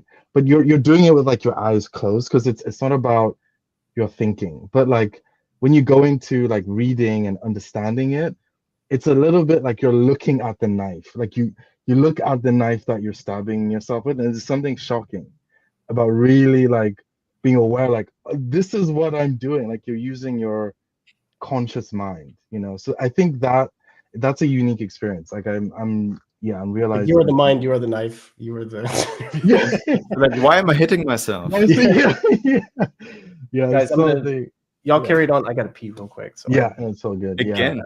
I'm drinking water. I've got Coke here. I'm just I don't know what I'm doing. But I gotta pee again. That's what I do now. So I'll be right back. No, Dave, I was gonna make a joke, like we are peeing. We are one. I think this is the cool thing with like going into this stuff, because everyone has such it's under the same underlying experience, but it comes from either different sources or it's like a different reflection. And I don't know, when Dave comes back, maybe I'll share my opinions of like the journey itself. But I think it's cool just like experiencing these different reflections of the same thing. And the more I get into it, the more I'm like, there's just more reflections. There's just more and more reflections, but it's just the same thing. Yeah, but it's cool. Yeah, I don't know too many people that are into it. Like I would say my real life friends aren't really into it. So like when I know someone's into it, then it's like, okay, I can just talk. I can just like offload all the consume, which is really cool. But it's not that common with it seems common in terms of like, if you go on the internet, a lot of people are into it, but somehow locally it's not. And I don't know. Yeah. I feel like the same. Like you go on the internet, and especially in the self-help space, and then people say, yeah, everyone meditates nowadays. Like it became so popular in the last 20, 30 years or whatever. But then when you go in real life, when you go to work, to the office, like, guys, do you meditate too? It's like, no. Yeah, exactly. I do wonder if it's like, if it's maybe more popular in the US, perhaps. That's what Probably. I'm wondering too. I don't know if there's a lot of uh, like there's a lot of money maybe going into it. Wealth, health and wellness, like a lot of, and it just brings that awareness to people like, oh, I'm gonna do this. I don't know. I think the whole thing about Lululemon and like people like doing yoga. I don't know. There's a whole thing. I think there's like commodity aspect of it that I think Huge. makes people more aware of it. But yeah, I do want to do because you did go. I guess you did it in a community. You went to like a Zen. Did you say monastery? What is it called? A Zen They call it a dojo. So dojo. like a karate dojo, but instead of Yeah, fighting, you sit. sit. Yeah, I've yet to experience that kind of thing of like I'm doing it with people. I don't. To be fair, I usually don't like that. I don't know why. Just DI, I guess. Yeah, like I'm very similar, but it was nice to have people who had that same interest. Like otherwise, the people were quite different. Most of Yeah, them were older than me, and to give maybe a bit sensory to the whole experience. So the dojo was an apartment, right? So it I was a see. normal apartment. You wouldn't know that it's a dojo. It wasn't like Yeah, this Japanese building that stood yeah, somewhere on a hill. Like no, like it was in the middle of the city. There was a kind of a plaque. yeah, On the front of the house, which is like Zen dojo, and there was a guy meditating. yeah, And yeah, it has just two rooms, one for changing and one where the actually sitting happened. yeah. But it was all like really ritualistic, and this tiny organization where I lived was part of a greater Germany-wide Zen I organization see. for Zen, Yeah, which that's really people cool. also like went through to for longer sessions and retreats. Yeah, And it was all like very kind of traditional, and not super yeah, traditional, but like very ritualistic, right? That we yeah, yeah, all had to do it in a very specific sense, yeah, which I always found interesting because a lot of these traditions are arbitrary. And to yeah, me, it helps to know like, okay, this is arbitrary, but yeah, it's fixed, and it just forces you to pay attention. And yeah, there were these yeah, little things, like when you went into the meditation room, you always, I think, went with your left foot first. I yeah. forgot, That's but so like interesting. it's specific, right? And then Yeah, you only went around clockwise, which also makes sense so you don't bump into each other. yeah, But yeah. everything was defined, so Define it things to forced you pay. to pay attention. Yeah, which is it's called, there's a Sanskrit word. I just love that there's so many specific words. Alambana, which is, it means support. And it's like sometimes you have things when you're meditating to work in that similar way. So a mala bead, and you do like use your mala bead and you go through each of the bead as you're doing a mantra. It's the same principle of like, it's just something to support that attention. And it's like alternate nostril breathing as well. It's confusing enough. You have to pay attention, and then you're just it supports that. It supports that paying it. Your where your attention is, your focus. But yeah, that's really cool. That is really cool. Yeah, yeah, no, it's cool. I do like that there's a functional principle behind it, which makes you be like, okay, I'll just do this dumb, silly thing. No offense to anyone who, you know, whatever. But yeah, you're just like, I'll do this, and you're more open just to see what it is. Like I did I mentioned like Bhakti is like the devotion of love path to enlightenment. I went to this, it's called Hare Krishna. It's like a group of people chanting. It was like church. And I just did it. And I was just like, I just want to experience it. Maybe I'll get into a state. And I was chanting and doing the thing. I didn't go again, but you're just more open just to try stuff because you It was, understand how the mechanism works. Yeah. I don't know if I have the full context of the conversation, but just hearing like Felix when I got back about the left foot first or something, like I guess probably when you're doing zazen or something like that. Yeah, and that Zen dojo that was a part of. Yeah. So I've been reading about these little things, and I've been reading these Zen books, and I'm kind of like, okay, is this really that important? But like, it was funny reading about it because it is very specific on some stuff. And then there would be like an example of another Zen master that he did his other hand this way instead of that. It was like a huge controversy in Japan. No. Oh my like God. But that was his way of doing it. And so Yeah. I don't know if in that context, it was just like, just side effects of Japanese culture sort of thing when doing it. I think there are some things that definitely help, but it feels like too kind specific. of like it's a little bit about that, I think Yeah, definitely the posture of Zazen made a huge difference, like in my meditation versus how I was doing it. But left or right foot, yeah, I don't know. I'm a little skeptical. But like you said, just do it, be open to it, and then see. Yeah. Yeah, and the way I understood it is that it's arbitrary, but that you set it at some point in some way makes you pay attention, right? And Yeah, that's like that's a good point. Yeah, that makes sense. That's how I saw it. But then, like sometimes there's thinking behind the specifics, that you sit in a certain way, right? Like for example, that your back is straight, that you don't rest against something, like makes you more alert, right? Yeah. And There's like an actual the practice. physiological. Yeah. And I'm so impressed about how they figured that stuff out, like just like through trial and error, and like just understanding how it was making them feel. And then like we have a lot of modern scientists that are like, oh, actually this does this, that does do this, and this does do this.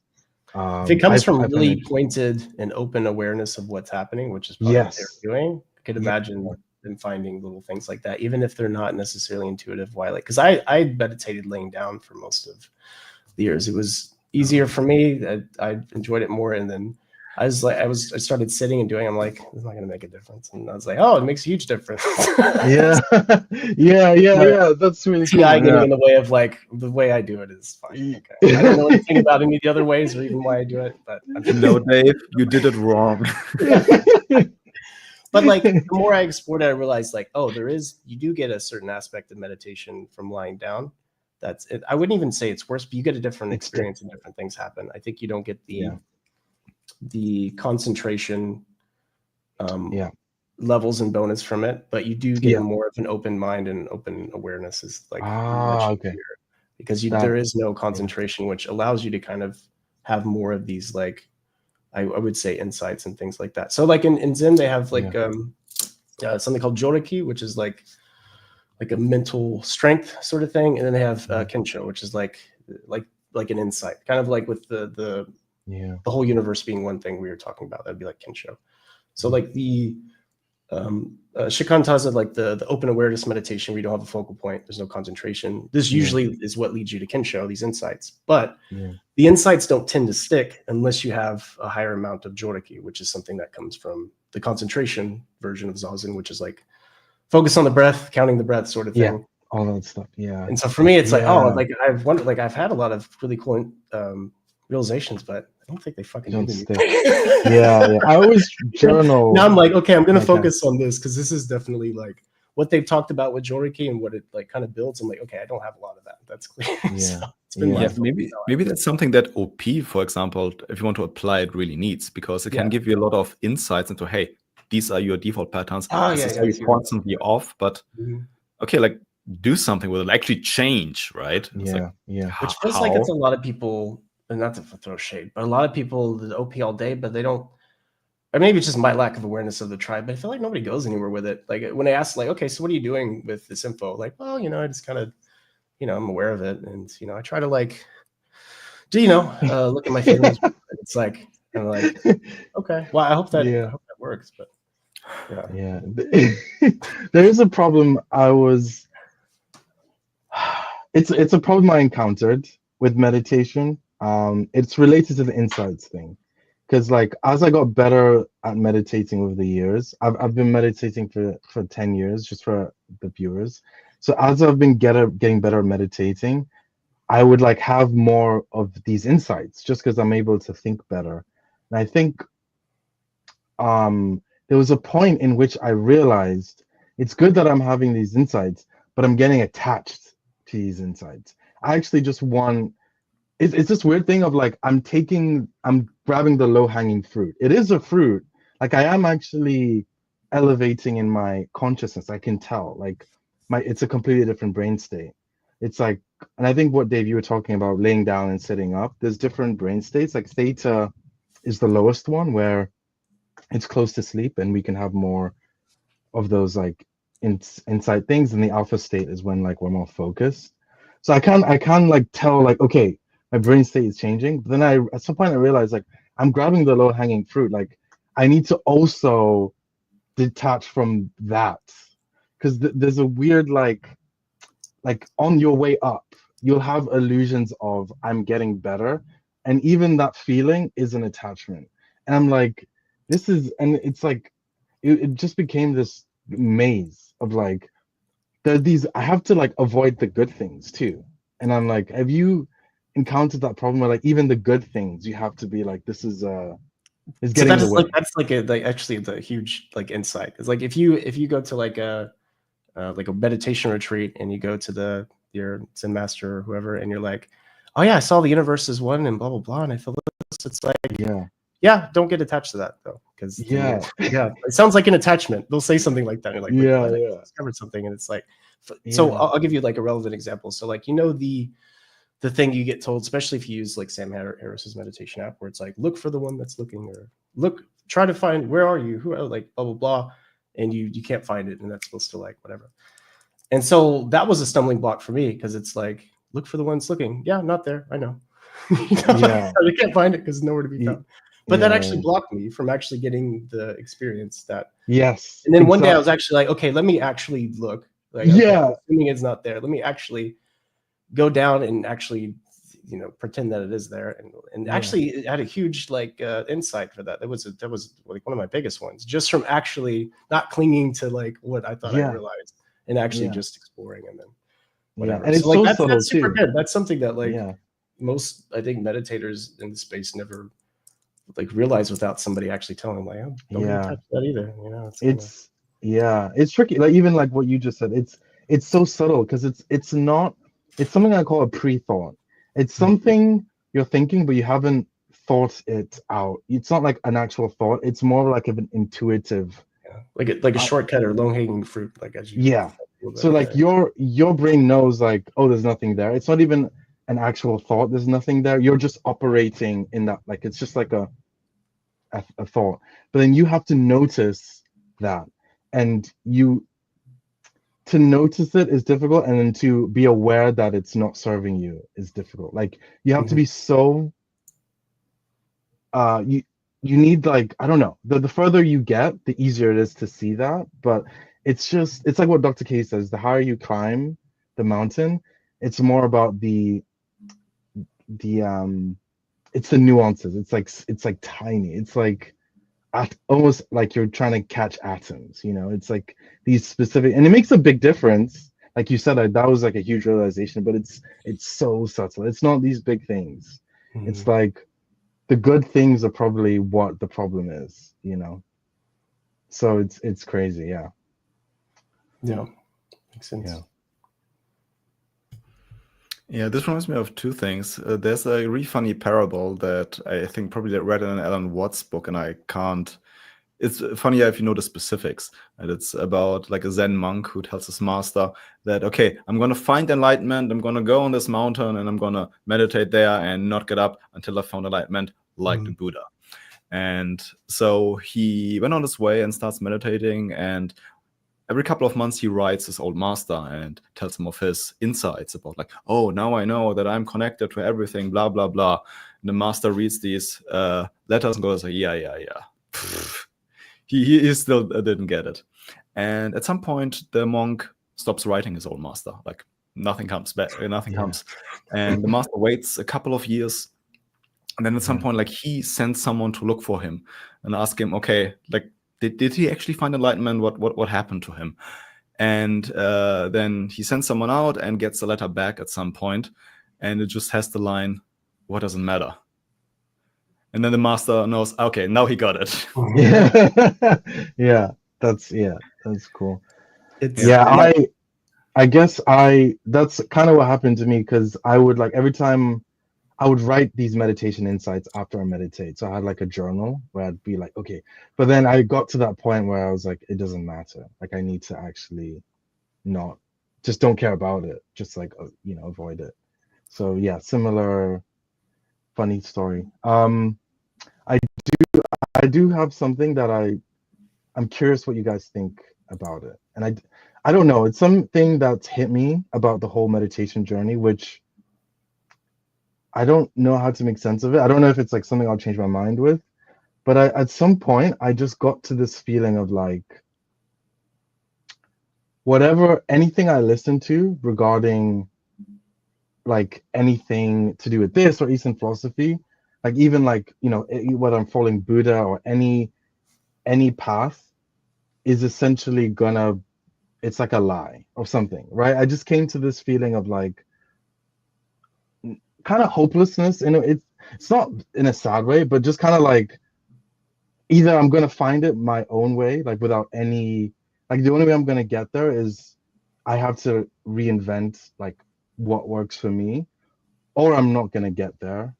And like I don't know how I'm gonna do that. Like it's like this weird like all or nothing realization. But I don't know. I don't know if that's just a false thinking, or like I'll change my mind and be like, actually, there's I can follow things and get there. But because I do think technically it's kind of like sleep, where like there's just a mechanism if you do it, and you eventually get there. But I don't know. I just had that realization. It was just like, Well, where are you going though? I think that's the most important thing. Where are you trying that's to the get? thing. Even in a way, it's like even thinking like I want any. I don't want enlightenment, because I think even I don't even like the word in a way. Like there's a weird mental aversion. I don't know what it is, but it's almost like even wanting, I just have to like just explore the feeling. Like, but there's a hopelessness of like there's nothing, I can't follow anything, and even this idea of enlightenment, and it's like if anyone explains it to me, like I'm not gonna, it's just weird aversion, but I don't know what that means. I can't assume that's a good thing because I don't know, you know. So I'm curious what you guys think about that, because I guess it's a little bit hopeless, but I don't know. I don't know. Reminds me a bit of the idea of the Tao, where the Tao is, of course, always conceptualized as a river, and you Yeah. can never like trap the river. You can never catch it, right? You can go in there with a bucket, but what you get out of it is not the river. And you can talk about the river, but that doesn't mean that whatever you say actually describes the river in its entirety. Yeah. And it's, yeah, like whatever idea probably we have of enlightenment or what it is, just isn't the thing. Like it can't be the thing. Like it's so intuitive and implicit, and it's one experience that we can't really put into words. And like whatever I guess you read and do, or whatever you read or whatever you attach to in form of an idea, like can't be it, and that can't be, and you can't, there's nothing to hold on to. Like Alan Watts has this, maybe his most famous book, The Wisdom of Insecurity, where he talks about this exact problem, that you think you're this fixed thing, right? Which we talked about. You're not actually, but that's how it feels. And you're looking for something to hold on to, right? And for some people, it might be something actually sensory, something they have.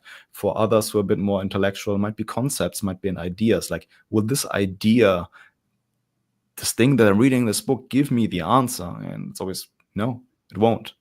And kind of Alan Watts concludes in a way that you need to accept that you're essentially water trying to hold on to water.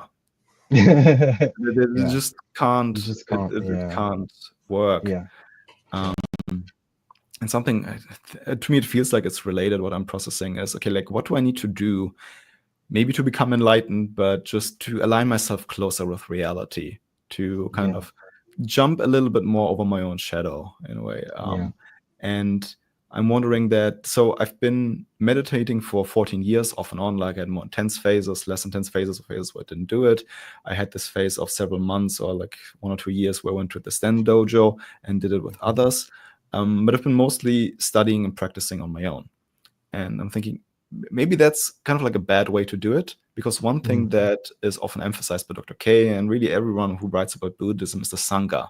So the community. And I've been learning a little bit about recently about learning. I've been learning about learning in general, and like how do we actually learn well as humans? And what we are used to in schools through like reading, and especially like for reading and being kind of taught, or like someone tells you things, is actually quite a bad way to learn, which we know, because then we are unleashed into the workforce and no one knows what to do. It's like, okay, you need to find a job, and then you need to be trained on the job by people who actually do the job. That school didn't quite prepare you for. You know a lot, but it didn't prepare you to actually do things. And that essentially probably learning by imitation, like from masters, by watching them and being with them, is a much more, and just imitating them is a much more better way to learn for humans, a much more natural way, in a way how we're set up to learn. And I was wondering, is it really maybe the same with enlightenment, or kind of the process of getting there, of just becoming more conscious and becoming more observant, more curious, that is actually so much better if you are in the presence and study with people, like in this practical sense of observing them and doing the same things they do, of trying to imitate them. If you do it like that and not sit in your room, you read books or you watch YouTube videos and then you try to practice on your own, that might not. Different. It's different, and it might not be all that practical, and not actually gives you like what you want, like going outside the concepts and into the experience, and that other people and the Sangha, the community, might be a much better way, and which kind of hurts me in a way, because like, oh no, I need other people so much actually. And I can't do this alone. I probably shouldn't. And and it's very possible, like because I'm like aware, like it could be ego that I'm coming from. It could be because before I was like, anytime I would like dissolve myself from any desire, be like, yeah, I'm doing the right thing, right? But like that was always a trap. But I'm genuinely like, I don't know. Like I'm not even like, oh, this is the way. Because the Buddha was very intentional. He was like, I'm gonna sit, I'm gonna do this. It's like, but I'm not even coming from that place. It's just more this like, I don't know. But yeah, Dave, what were you gonna say? I think like with what you're experiencing, like, is this the right path?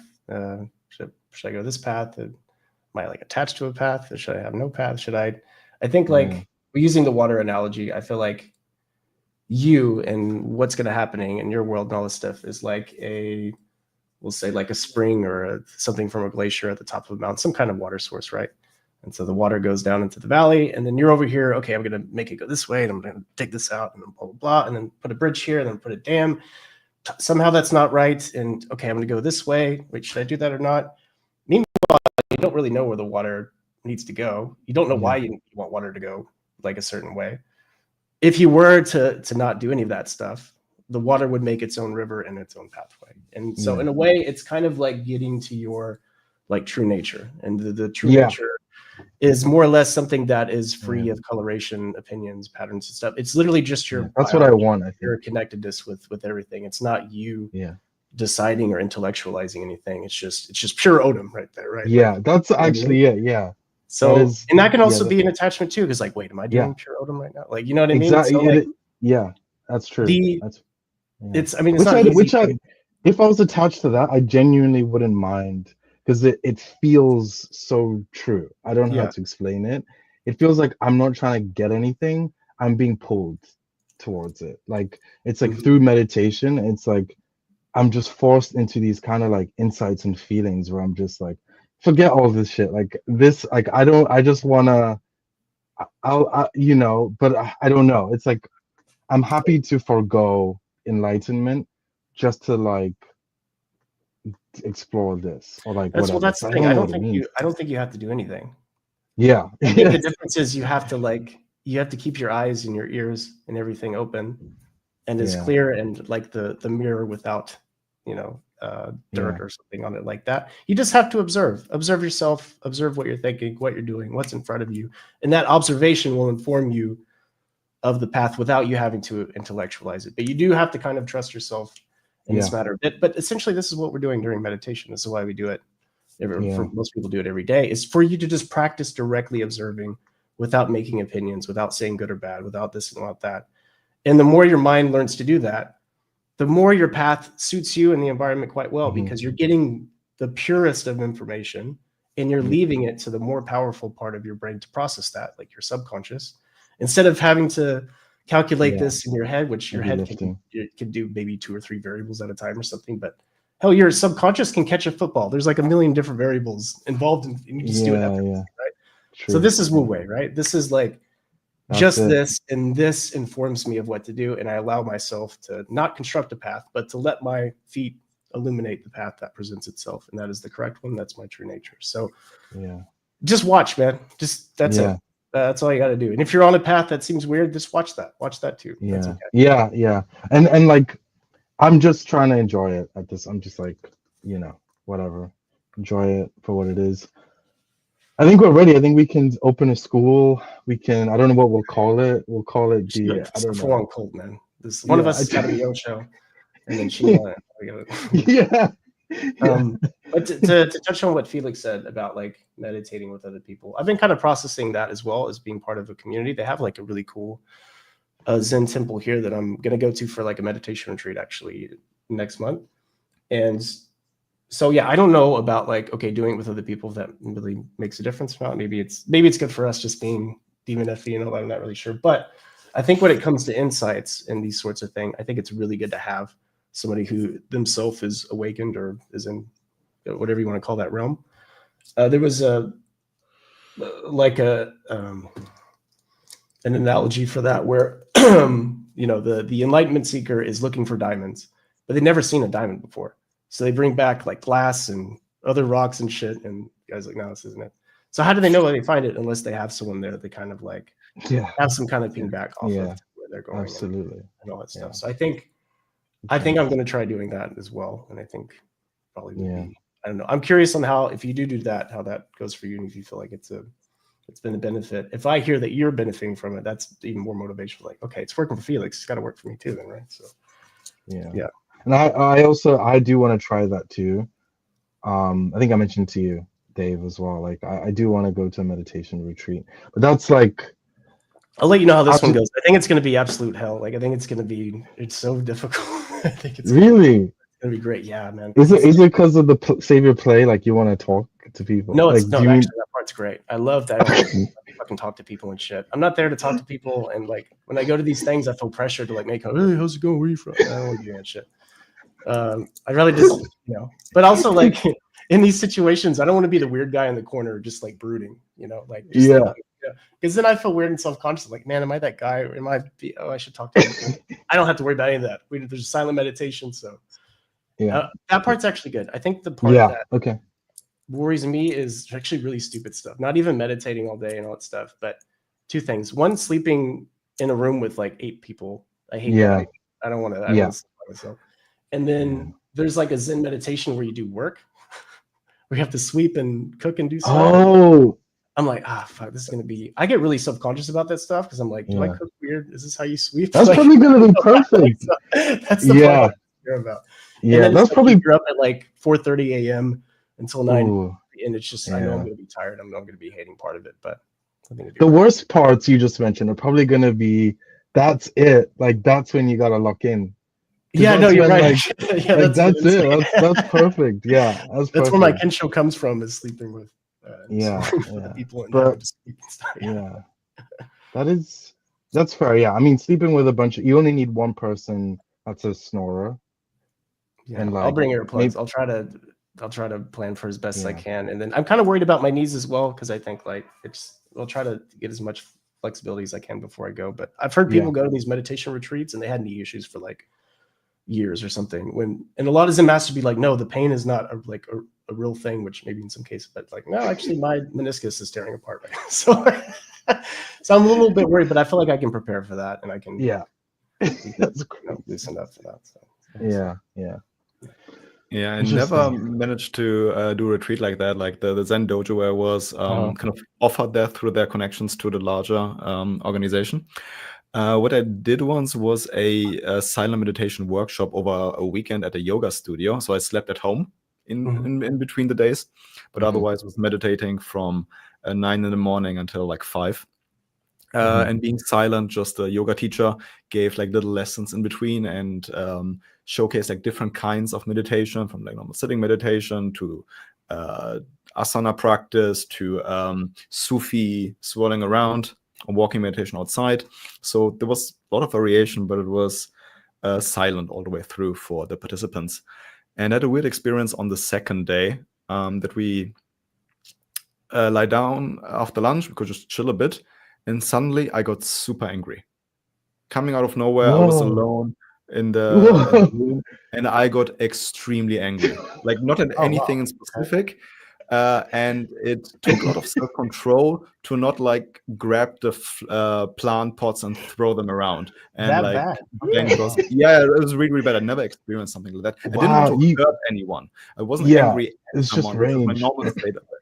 When I'm angry, Wow, I'm is that usually like angry at something someone. that Yeah, was passed down or something, or how do you that's understand what happened there with that? That's interesting. My best guess would be, as someone who isn't a psychologist or anything, is that I have anger and hurt, some kind yeah, of psychological yeah, trauma in my Mhm. subconscious, and that peace that I had, this quiet, just allowed it to come up.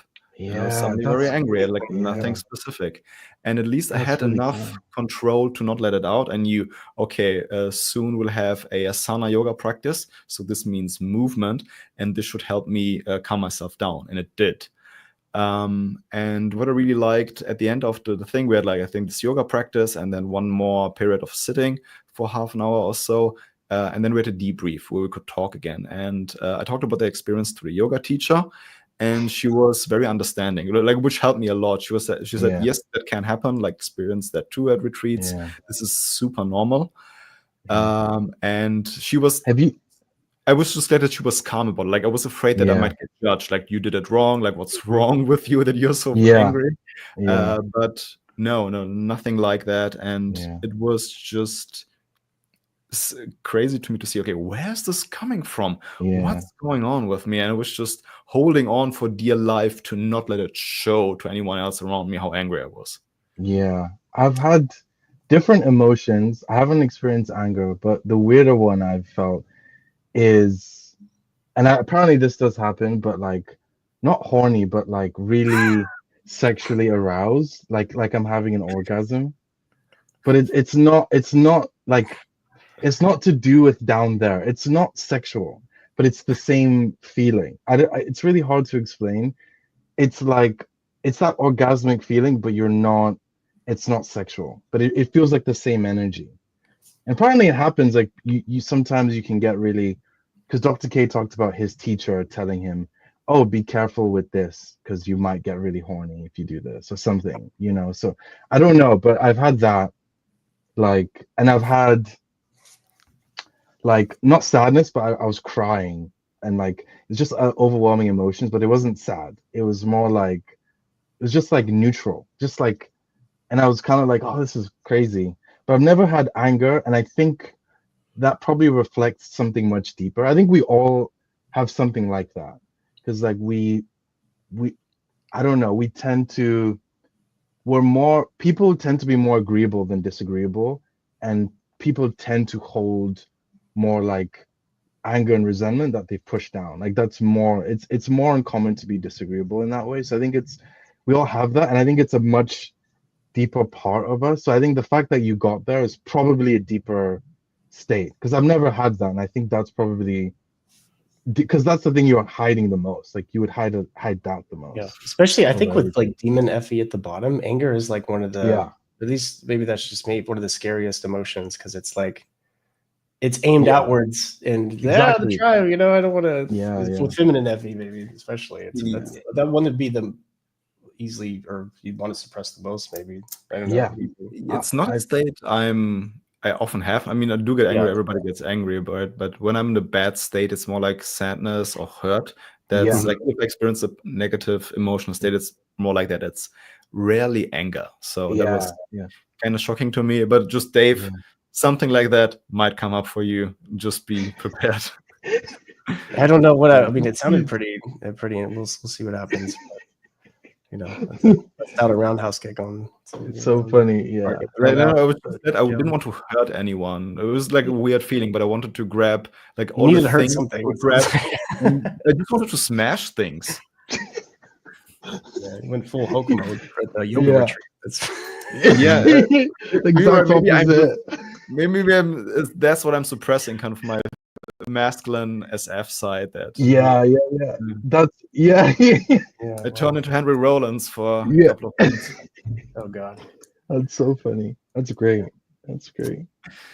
So one thing to call out, we actually haven't talked about OP like at all. Like, was there some other connections y'all are seeing to that? Yeah. Maybe just like, yeah, something. I don't know. I feel like it's been a great conversation so far. But I was like, oh, Yeah. OP. I think Felix already touched on it, but I guess it's like the whole Taoism is a little bit OE on the surface, and like Buddhism is a bit more OI on the surface, just from like how you might like see it or approach it. Where like Presentation. this, yeah. But like as you go into it, that would be too rudimentary. But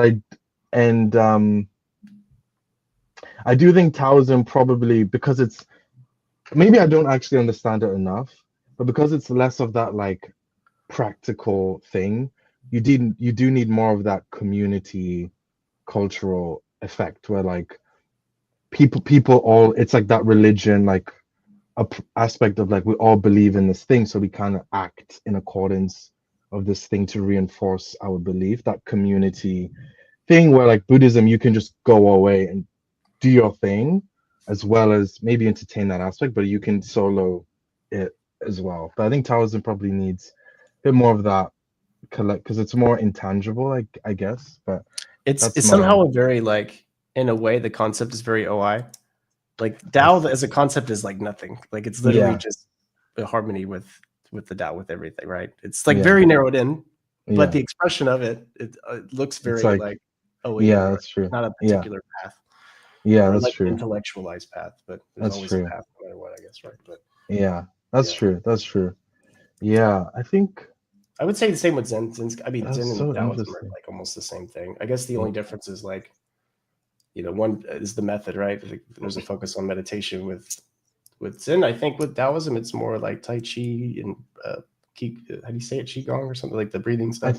Yeah, more that stuff. Maybe I don't know much about it, but yeah, they seem like almost the same concept to me. But the ST of what you do. Yeah, I had like when you explain that, I had like a double observing realization of like how, like I'm like, oh, like the OI and the OE, it's like they're the same, like yin yang. Like it's talking about one thing, but the kind of expression is like you kind of notice it everywhere. It's like OI and OE. It kind of merges together. It's like the coins are kind of yin yang, right? And I think like if you're double observing, SE and I don't feel that different. I feel like that one necessitates the other. There's not like I agree. Do this or that. Yeah. Probably for double deciding, DI and D feel more like okay, that's It's weird to think of them separately almost, because they fit into each other. Yeah. I would say with that, with the S and N feel like they have to they necessitate each other. The deciders feel different to me. Okay. I think you can't. I think T includes F. I think because you have to have somewhere valuing what you want in order to do anything. Yeah. But then I don't think F needs any T. That feels different. It's not. You like, you can just feel like there's no, it's almost like it's standalone thing, like it's like the foundation of everything almost. Which is interesting, but that's, I don't know, how do you guys, I don't know. Yeah, I see what you're saying. Those do feel kind of separate, right? To me, they just feel like more or less mutually exclusive. The more you think, the less you feel, and kind of I can relate to it. But, yeah, interesting. But Felix, what do you think? I think I get why you guys are saying that, but on some hand, just to kind of conserve the symmetry of everything, I want to go like, but that must be wrong. Like it can't be like that. They must be connected, like S and N are connected. But I get what you're saying that. But it does feel like the feeling is more important in a way, that comes first. There's even this idea in cognitive science that's called relevance realization, where you essentially zero in on the information that's currently relevant for you.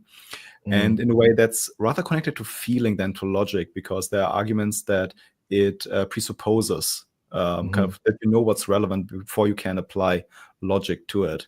And kind of zeroing in on the information that's relevant right now in kind of your mind, kind of in your memory, but also in your environment, is rather a form of caring. Like, I decide that this is important. I care about this part of reality that I highlight right now for myself, because that's what I deem more relevant for my goals, right, in this context, and that the thinking comes next to then actually do something with it. Yeah. So I do think it's connected, but it doesn't seem to have the same importance. I think that's it though, like what you said. Yeah, Yeah, if we're saying thinking and feeling, then it doesn't work. But if we're saying what works and what we value, then it does, right? The value and how it's, you know, if you don't have any value, but you know what works, what are you going to make work for what reason, for what's behind that, right? Yeah, like valuing You know doing. So like one needs the other in this sense, and so maybe that feels more like symmetry than thinking versus feeling. So maybe that's kind of Yeah, because if you just value it, it's like so what? You're not like what are you doing about it? But if you just want to do something, it's like why? Like what's but the you value? can. What this do you is think? what, and maybe, and something I've thought is maybe they have a different relationship between each other, because that encompasses the observer difference to the decider. Like maybe the thing about the double observing is like, and that's why it's such a mental shift, because you have to fundamentally look at things differently. One is so inseparable, and one is so you're balancing separate things. Because I do think like something like just loving your family, like you don't even need to do anything. Like you can just like, I don't know, I mean you can, but that's a bonus, because unconditional love is just, it's just there, right? But it might be like the nature of deciding requires you to think so differently. That's why it's hard to double decide if you're so used to the double observing. See, I don't know. That's one way of. You have to I reframe it. just want to joke. Hey, if you love someone who has TE, you have to do the TE. Otherwise, it's going to be a problem. It's true. That's true. But it's more like, to me it again feels connected with like, you don't have to do anything. It's like, yeah, I don't have to do anything in the sense of there's nothing that I'm forced to do, but I love and therefore I do. It's like the doing and kind of being considerate. Just comes. This comes is just what you want to do. Like not doing it is just not a viable option because you love in the first place. That's true. That's I agree with that. That's actually, because there is something I do kind of lean on. Love is like action. Like real love comes through, you love something and then you're just doing. You're just like when you're first into someone and it's like the honeymoon phase, you'll do everything. Like, you know what I mean? Like it's just that you're not even thinking about that you're doing something. It's just so natural, you know. It's like love is like Wu Wei, where it's just effortless to just do all this shit. I was about to say exactly that, right? Because Wu Wei, it's not like you're not doing anything. It's just that it's just like to do what you think you're doing is it's just the kind of most natural thing. You just don't force yourself to do it. You just do something. You just do it. Yeah, that's true. That's true. Yeah. What percentage of people do you think have reached or would have reached this far in the video? Watching it. I think we have 3 people, but it's probably just on the background somewhere, and they're like, I don't know. We've had no comments the whole time. So I looked into the chat a couple of times, but I mean, to be fair, this is more, I guess, for us, and then I mean, come and hang out. But ultimately, we wanted to have this. Okay, now somebody said, someone, Oh, are we getting a pity comment? What type is Wu Wei? What does Wu Wei mean? Yeah, I feel like we haven't defined a lot of our terms, so I imagine. So, Wu Wei is well, Manny, you're the Taoist. You say. I mean, I'll type your type in the chat. I don't have. I don't really. I mean, I haven't looked into Taoism in years, but Wu Wei, I don't really have a good. I just have my understanding. It's just a way of being that doesn't necessitate an intentionality in how things should happen. You're naturally using. It's a effortless organization of things. So it's kind of like what Felix just said, where it's like things are happening in an almost effortless way, and it's the idea is you don't need to it's like overthinking. Overthinking is the opposite. It's like similar to like flow state would be like a exactly, right? Similar to flow state. It doesn't mean it's not physical effort necessarily, but that mental effort just isn't there. Yeah. I think it might even be mental effort, but not like it's still not without the force, right? Because even in flow, it can be mental work that leaves you mentally exhausted afterwards. But you don't a sense of strain. Work, not a sense of strain. You don't work against the resistance there. Yeah. Yeah, this was an important concept in this, like the samurai, right? Like in, concepts of Taoism and stuff. So when they fight, they had to be no mind. There was no intellect, there's no planning, there's no thinking, whatever, to allow to them to act effortlessly, completely naturally, directly in the moment. I think Bruce Lee took a lot of inspiration from Taoism to like develop Jeet Kune Do. Yeah. And it's all about that, like, there's no structure to the way you fight. You do whatever's the most efficient, and it has to be natural. It has to be whatever you need to win the fight, but it's kind of Wu Wei-ish. I don't know if that answers it well, but it's an egoless action in a way as well, right? Yeah. There's no concept of necessarily yourself or what this does for me or intellectualization or whatever, or something like that. You know what I mean? It's like, you know, Wu Wei is also like, let's say your son goes out in the street and just grab them real quick before they car. You didn't think about that, you know, whatever. You didn't plan, you know, whatever. This action had nothing to do with you, and it was simply what occurred given what's going on here. And at the same time, you could say that's a compassionate action, not because they saved their kid, because there was no ego behind.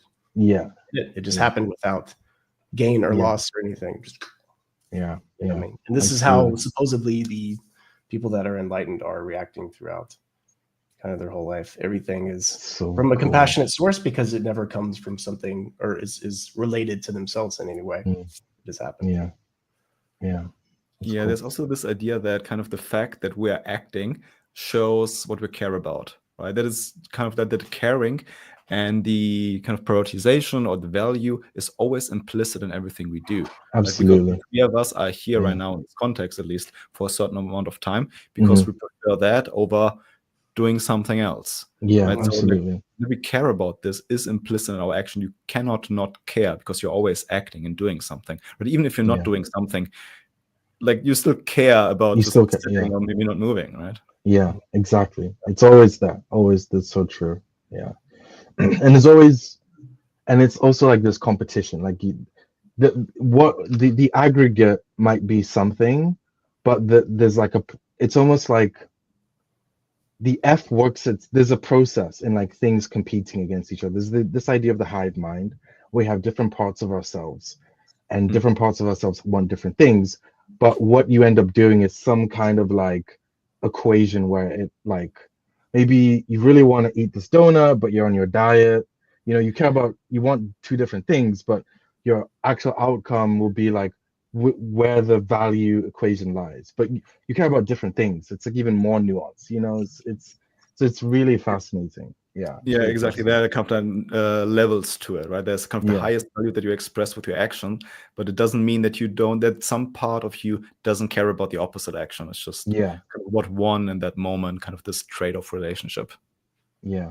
And I do think, and this is probably where like the whole Wu Wei thing comes from, is and I've experienced this where your normal self is more scattered and you're fighting like, I want to do this, I want to do this. But then the more you kind of detach and you become a little bit more of like that higher state, that like higher self, whatever it is so good at just organizing. It's like the big boss. It's actually like, okay, you go here, you go here, you go here. Like this is how we work in harmony. We don't need to fight. And then it's like you're doing what you need to do, kind of thing. Are you guys familiar with IFS, internal family systems, in any way? Yeah. Only a little bit, but yeah. Me too. Only a little bit. Okay, I very recently started to get into it, read that book, No Bad Parts, and listened to several conversations on it. And it seems to be, as I understand, like also very much connected. Yeah. And I mean, it came out of Western therapy, but it very much takes inspiration from Buddhism and from all these ideas and from exactly what you were saying, that there is this underlying, that your psyche isn't this one thing, but there are like different parts to your personality or to your psyche or to your mind. But there is this underlying self who governs everything. And the more you can tune into that self and actually unbind yourself from these parts that might confuse you or where kind of confuse yourself about who you actually are, the more you can actually heal these parts and bring harmony to the system that you are, which then allows you basically to live in Wu Wei. Yeah, makes sense. That's cool. It's like kind of alleviating in a way a little bit, because like I don't know if y'all relate to this, but there's something that you do, a certain part of you comes out and does a certain action or something that maybe you weren't happy with, and then you kind of attribute it to you as a whole, rather than recognizing there are different aspects of yourself. Yeah. That kind of Yeah. like makes things a bit more, like, I guess, less confusing in a way, because I guess you kind of feel like you want to, like, okay, here's my image, here's who I am, this is me. Yeah. Blah, blah, blah. When something doesn't correspond to that, you're like, oh, you know. And then I think kind of understanding that there are just different parts of yourself that come out from not even from your own choosing necessarily. And Yeah. I think Yeah. True. because you'll have two suits of yourself that'll completely contradict it. You're this way one day and you do the complete opposite the other day. Okay, which one am I? But like this kind of helps, kind of say like, I don't know, this is anyway. Absolutely. Sorry. Yeah, you're really both, and often they're in conflict with each other, or they maybe don't like each other, right? Which is then not really you, but it's parts in conflict. And I've asked to use the word unburdening, right, which is a form of healing, essentially.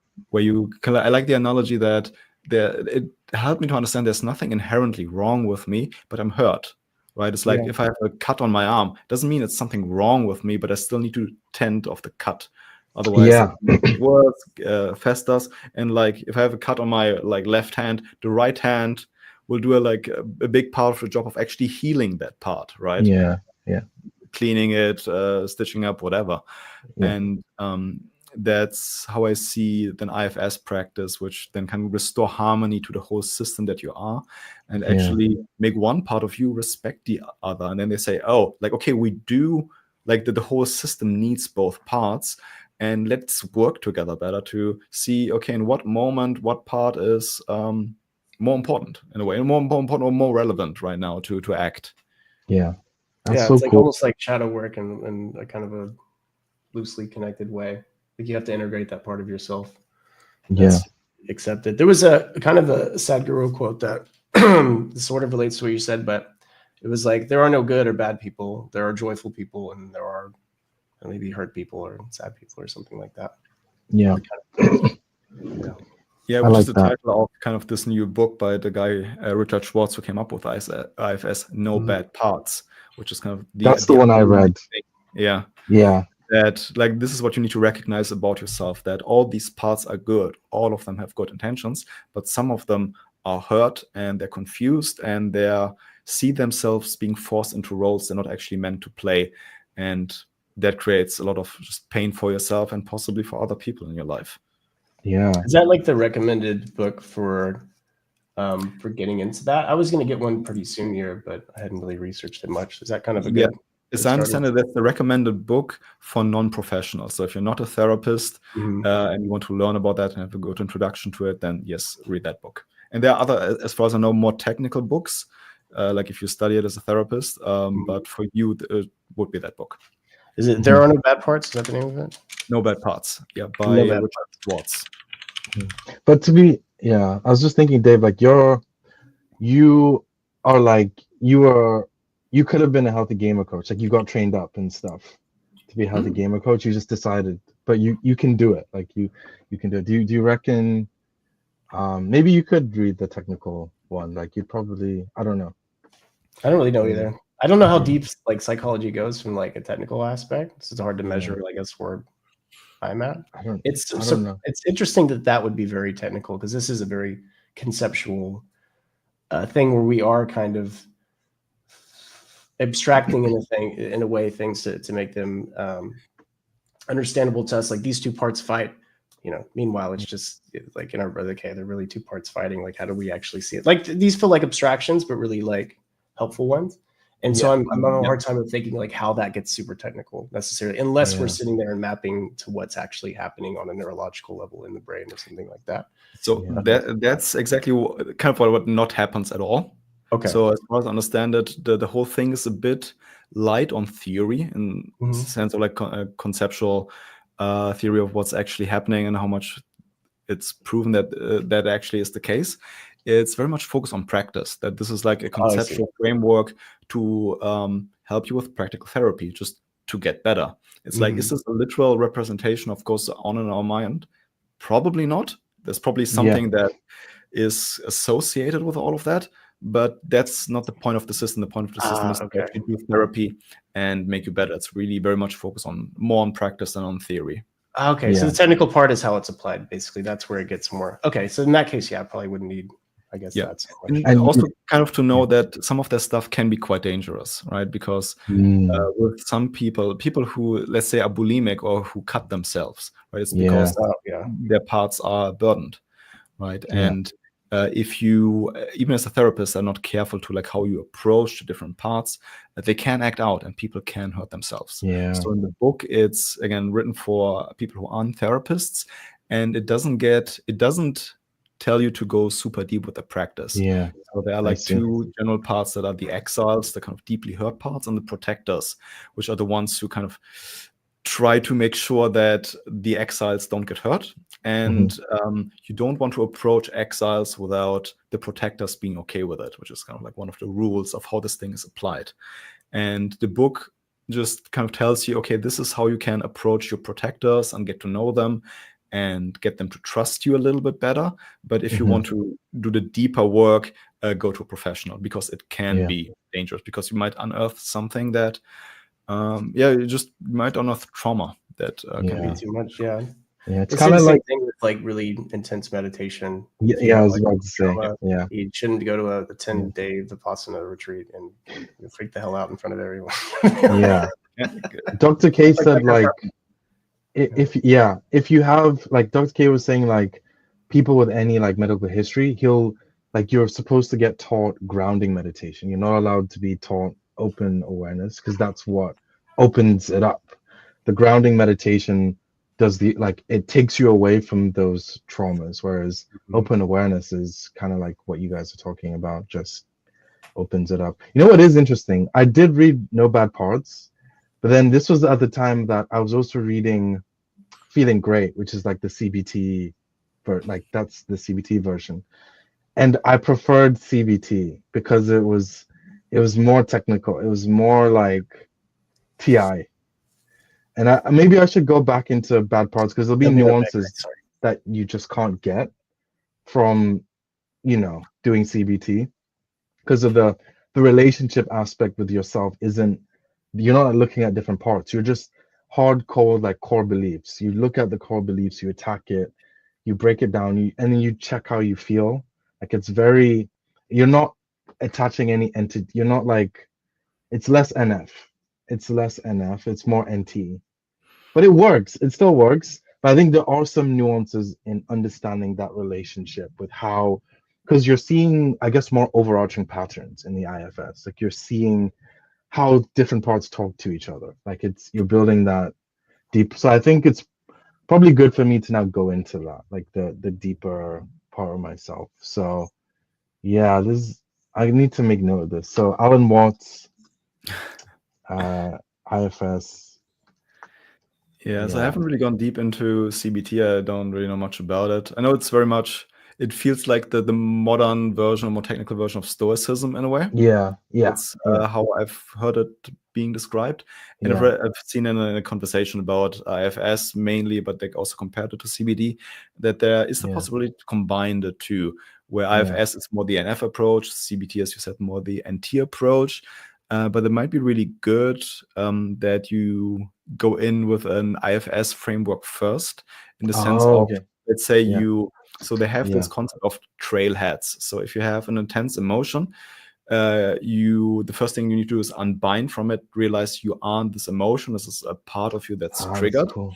And then just be curious. So IFS describes 8 C's, like 8 characteristics that all start with C to the self. And I always forget them, but like curious and compassion and calm are kind of the most, especially curious and compassion, the most important. And that you start with curiosity and compassion. It's like, okay, this is a part of me that got triggered, that is in a weird state. Let me be curious about that. Let me get to know this part. And through open curiosity and compassion and non-judgment, let me try to get it to trust me and trust the self. And then afterwards, when it trusts you a little bit, then CBT might be helpful to just argue and tell apart, hey, do you see how you're wrong here? Like, look at this different perspective. And you do kind of like a Socratic method with your part. Exactly, because you need, because there's times where like I'm aware and I do my CBT, like when I'm feeling, there's times when I don't, and then I'm like, oh, I haven't done it. I just got caught up in the feeling. You're right. Like you need to first have that detachment and curiosity to even know that I now need to do my CBT techniques. Like that has to come first. So probably would have been good to like get that foundation first, but hey ho, is what it is. But yeah, I agree. That kind of makes sense. Yeah. Do y'all feel like OP contradicts any of this stuff, or any of like I guess more specific, we'll start with Buddhism, I guess. Do y'all feel like they do butt heads in certain ways? I've never thought of it butting heads. It just feels like one version of like attachments, but it's like all the same in a way, I guess one thing I guess I did, and I guess I still am this way. I don't have so much of because I know in OP it was more the emphasis on how the functions are the basis of your problems. But when I came into OP, because I was so much into the Eastern philosophy stuff, I had it. My frame of mind was more like this is just like an aspect, but like I care more about the ego, and I was looking at it more broadly. Like I didn't really, so I had more of a compartmentalized view of like how my OP functions are affecting me, and I was always cautious of like I don't want to assume things and miss out other patterns that are not to do with my OP type. Like I might have certain attachments that I'm just not being aware of just because I'm so much thinking about my OP type. So I wanted to stay open. So I remember coming in that way, like just like, okay, like where does this go? Like organizing it, like doing my OI thing. But no contradictions. Just I guess just like this is where it fits. Like the Buddhism was the bigger model, and OP was like a smaller aspect, as opposed to, Like OP being like it's another piece to the puzzle you're trying to build, maybe something like that. I feel like that is kind of a pitfall with OP when everything starts getting seen in the lens of OP and tries to get fit into there. Well, this has to be TI, or this has to be this, or this blah blah blah. And then like what you were saying, you kind of miss out on a lot of other stuff that have nothing to do with it. Or if the system ends up being something that isn't as connected to reality as it could, then you're really in trouble, I guess, right? So because you got to be your own scientist in a way about it. And it's a good tool, but a bad master, to quote Alan Watts.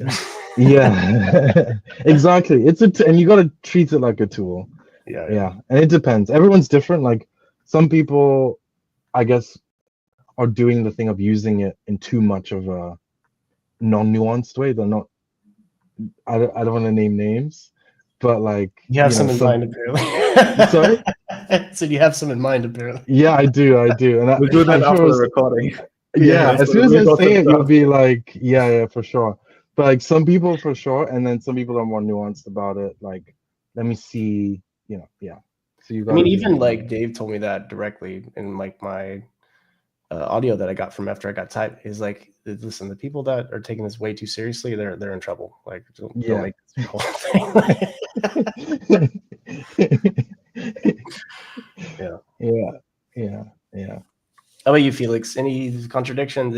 Anything that's kind of a dissonance there with OP versus some of the other stuff you're into?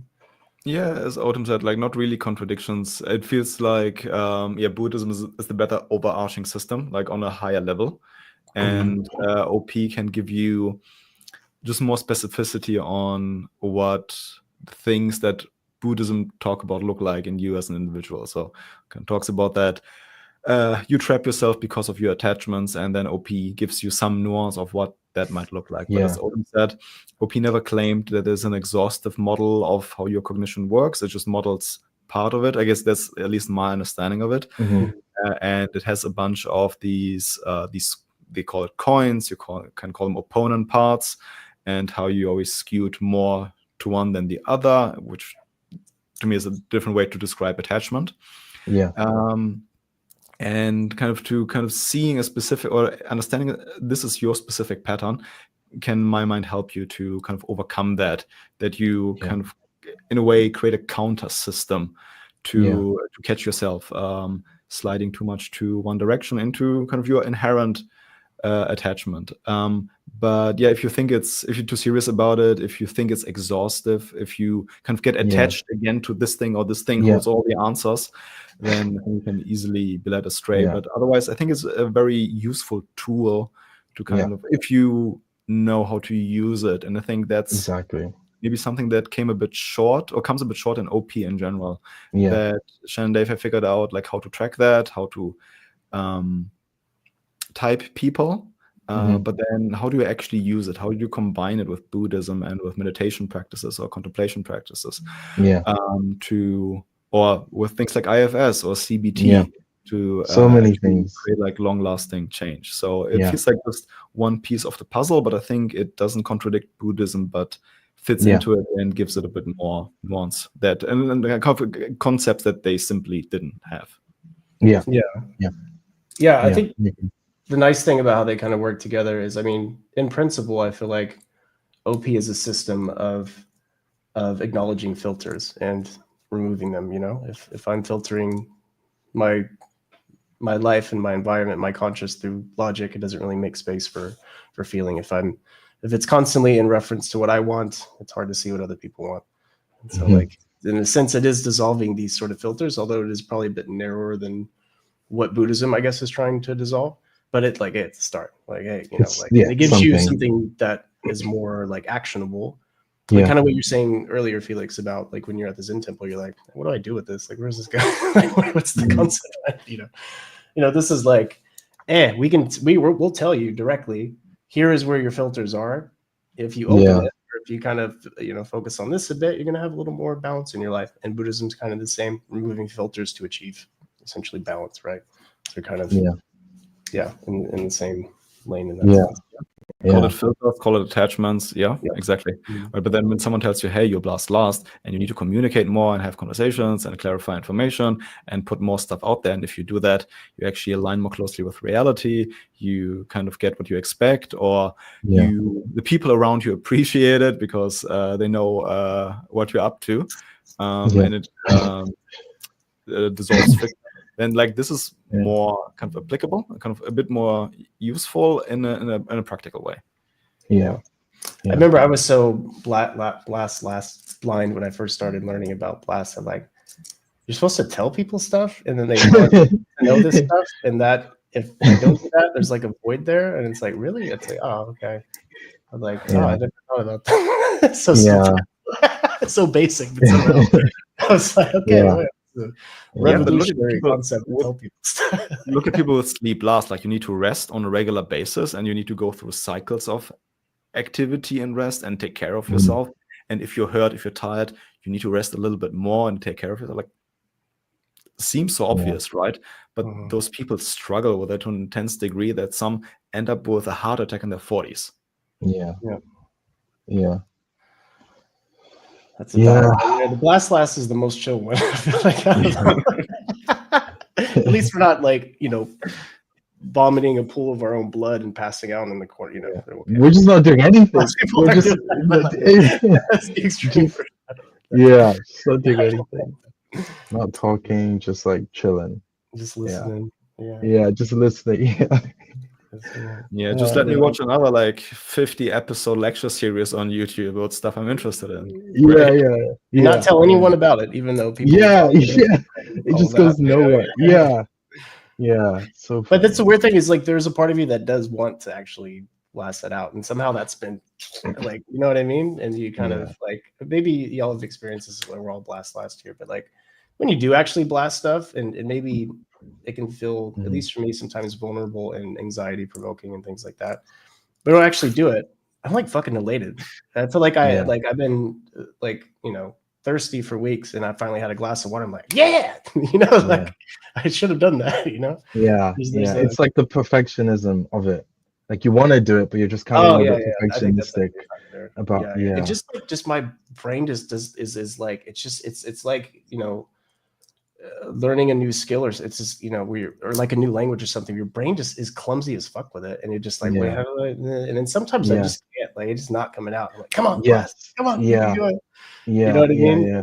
Yeah. Yeah. Cultivating have that this to where other it's thing- like, yeah. Yeah, for me also related to like Blast, but also like Demon Tribe and Demon Play, just reaching out to people that I rationalize in my mind why I shouldn't do it. Like, oh, this is going to be annoying. Oh, I don't have time. And now like combining OP, but also meditation and unbinding from my thoughts, like observing my thoughts as a thing that I experience, but not that I am. That helps me sometimes to identify, oh, like this is kind of a liar part of myself that's just speaking out of fear, that it's not actually truth. I'm just bullshitting myself right now with these rationalizations, and just don't listen to it. Just do it. Like, it's gonna feel weird. You're gonna be afraid. Maybe the way you do it will be awkward, but it's still gonna be better than not doing it. Exactly. Yeah. It's the rationalizations, and it's like sometimes you're just like, like it doesn't matter. Like you just there was a time where like I did find it surprisingly helpful to like know I'm Blast and to be aware of OP, because it wasn't so much I wasn't doing when I started working for like I when I started working, I was kind of like I was in a team of 4 people, and we had our manager, and she wasn't so much involved with what we were doing, but she needed updates, or she needed, if there's any problems, she needed to know. But because I was Blast, I was very like, I made that a priority. Like, I need to just make sure I'm on it and I communicate. And she had a thing of like, I think she was Savior Blast. I think she was like Blast Play something, and she was always like, she needs like succinct explanations. That's what she told us. But I really understood that through OP. I was like, I'm terrible at that, and she needs it. So I tried really hard. So I was better at everyone else, because she really then appreciated me compared to everyone else, because I would really respect. I was really good at giving her the information she needed, but I was just trying really hard because I was just aware of the imbalance. Because if I don't try hard, I'm going to be the worst, right? And I think stuff like that, I'm like, it just gives you an advantage, because it's like, it's not even, sometimes you'll just end up better than people just because they're just not conscious of like people's different needs, and you can just pull these levers. And I'm like, oh, I'm doing this well, like I'm able to succinctly do this, and she appreciates it, so stuff like that. It's been really helpful. Yeah. And did you prepare them before the catch-ups and kind of align your thoughts and write them out or something like that, or practice in your head? Yeah, I would usually do it in my head, because it would be like, I guess maybe it would be easier to like write it and stuff. I'd usually do it in my head of like, okay, how do I explain this? And just like, okay, like I don't need to say that, don't need to say that. And I guess it helps being an I at the top, because it's like overview. And like everyone else, they would explain something, and she would always be like, I need you to give me the high level. Like but with me, it was always fine. So it probably helped. I was intuition at the top. I can just do it, but I could do it in my head, which was helpful. Yeah, but I did have to prepare, like really think about it. Like, don't over explain. Yeah, that's what I do too. And I have kind of this additional problem of I start with the sensory. This is just what comes to my mind intuitively. And then I sometimes discover the intuition while I'm talking. And then after I'm done, it's like, oh, now I know how I should have summarized that. Yeah. But like thinking about it first and kind of making notes helps me discover that, so I can actually start with it. It's just hard for me to do it spontaneously if it isn't pre-processed. Yeah, but if I can work, if I'm aware that I have this tendency, then I can do it.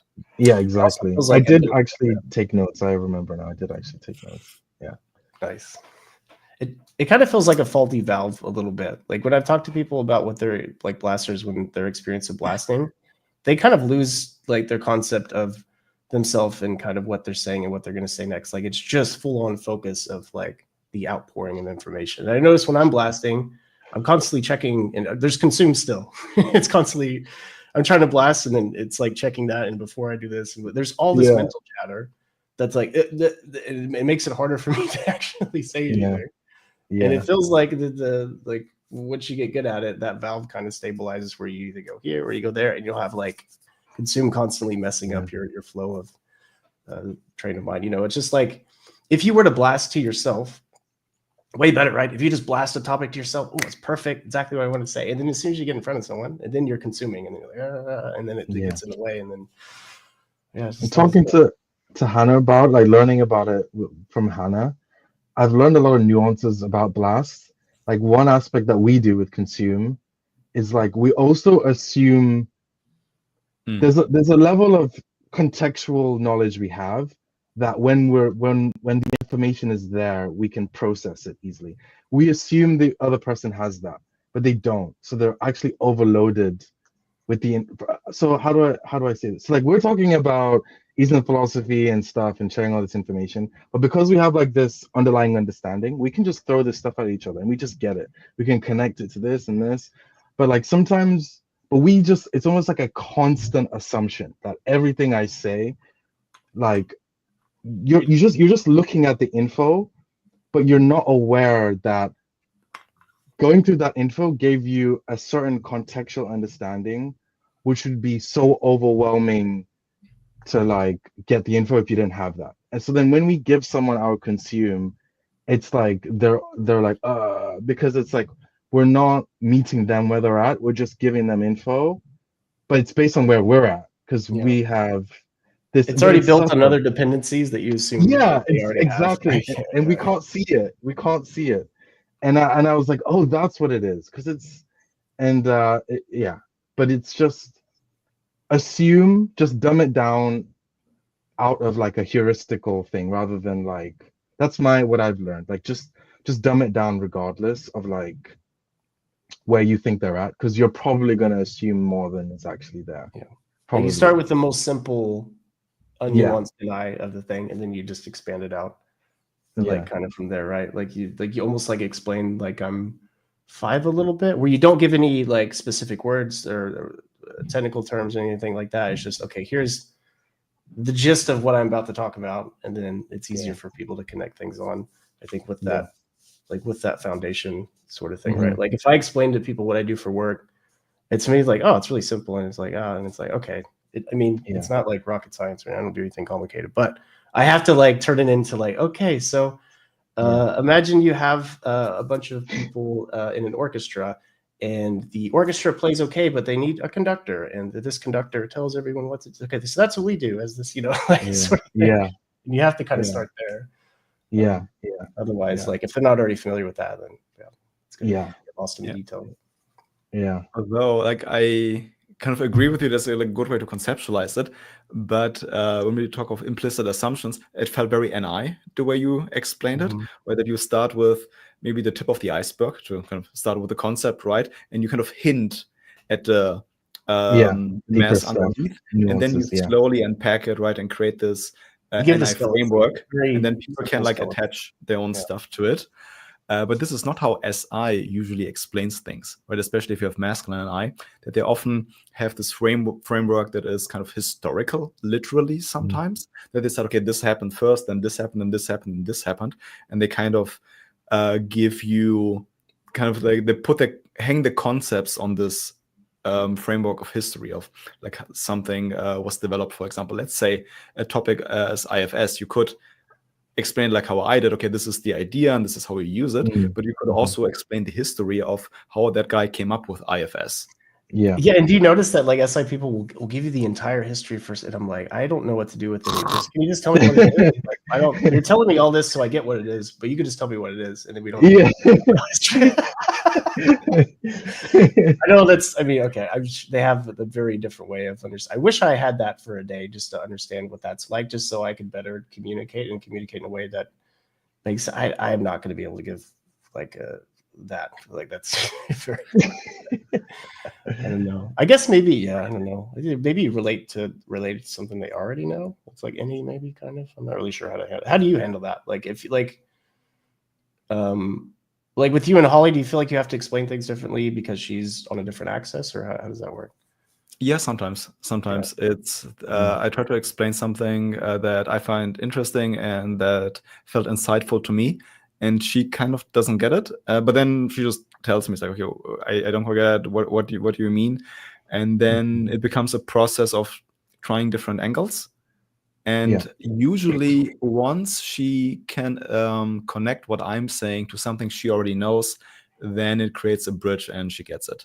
But if it's just kind of pure NI understanding, let's say talking about Buddhism and non-attachment, and you want to start with the Four Noble Truths or whatever, and she has no connection to it with her prior knowledge or her process knowledge, then it can be really hard to follow. Yeah, especially that though, like that is probably the most nuanced thing. Like it's like the hardest thing to really convey, to like really get the essence of it, I guess. Like especially like that kind of stuff, I suppose. But I'm guessing it happens broadly with like other stuff, like just other things. Interesting. I guess with Hannah, we have the same observer axis, but different decider axis. I suppose, yeah, the conceptual, I guess it makes sense. It doesn't seem like a mismatch conceptually, but like she might not get why something is hitting meaningful for me necessarily, but it seems like I can get there. She can get it. I just have to like use a different way maybe of explaining it. But it seems almost like the F thing. Is she ever just like, FE, why? Like, why are you doing that? She doesn't say it, but I can tell. It's on her face. I can like, tell. Yeah, I can tell. But That's I'm like, right. okay, I need to like explain this differently. Yeah. I feel like I've gotten that feedback from people that are like Savior FI. They're like, Yeah. oh, okay. Yeah. It's kind of funny. Like I kind of get it Yeah. though. At the same time, it's like, Yeah. from that, like to put that hat on and to see like this complicated political system, it's like, can you go touch grass, man? Yeah. Because I guess like we'll do it like with FI and stuff too. Just trying to think. I mean, I've come to really appreciate FI more and more, I guess, and maybe you guys as well. Of like, especially meditating, the more you just get in touch with your feelings, you can get that like, hey, like you can just like whatever you like kind of thing. So you kind of get it a bit more. But yeah, it's the same. We're probably judging that too, and just like, okay, you do your thing. There's always kind of reverse of land with the OP stuff, where it's like if you can think of a dynamic that you have in this way, there's the other universe. Exactly. Yeah. Exactly. Yeah.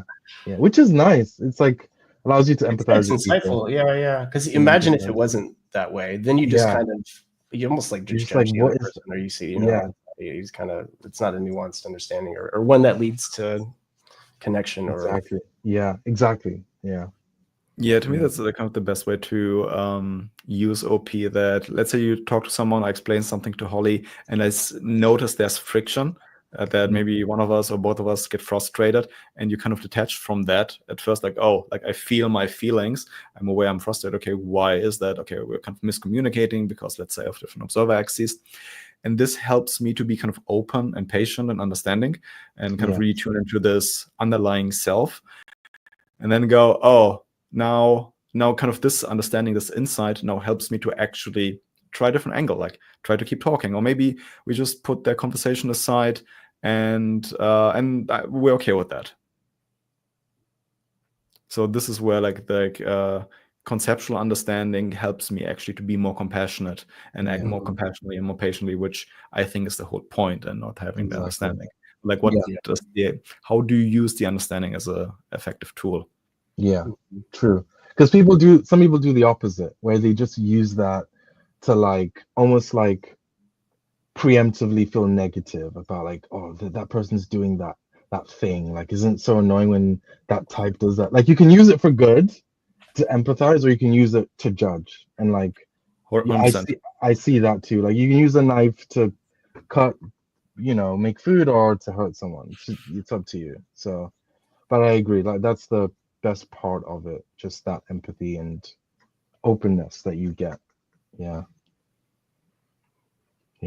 Yeah, for sure, especially being in decider land and being like human FE, to feel, I guess, more comfortable in this world. Like a lot of that comes from just understanding others a bit better, and being able to have because I feel like a lot of our pain, I mean, I'm kind of speaking for you, Felix, but I'm assuming it's probably similar, but a lot of the pain we get is from misunderstandings regarding other people and things of the decider nature that don't really need to be there. in the first place, really, you know. And so it's good that this kind of shed some light on that. And I mean, that's why I've been using it most. That was what drew me to it. Mostly was like, yeah. So Yeah, that's how I really use it too, that I'm trying to be aware, oh, like I'm this dynamic system that's constantly moving and changing with all these different aspects. I need to bring harmony to it, but then so are you. And like there's so many different sides to you, and sometimes these clash. But also while we are kind of our own systems, we're also part of a bigger system. Like we kind of create a system that we both belong to, and we want to bring harmony to that. So how do we do it, and how do we use, at least that's my approach, which is kind of very, I guess, anti-sleep. How do I use this understanding and these insights as a gateway to compassion? Yeah. And then I think a lot of the growth for IPs in general is kind of, you brought this up a bit as well, but like focusing on the system, not necessarily the individual, like what contributes to us, like as a whole, to our functioning and our dynamic, rather than you, me, but me, and then you, but that's not fair, and all this stuff, rather than looking at everything as a group, rather than there's me and then there's the group, you know, sort of thing, I think.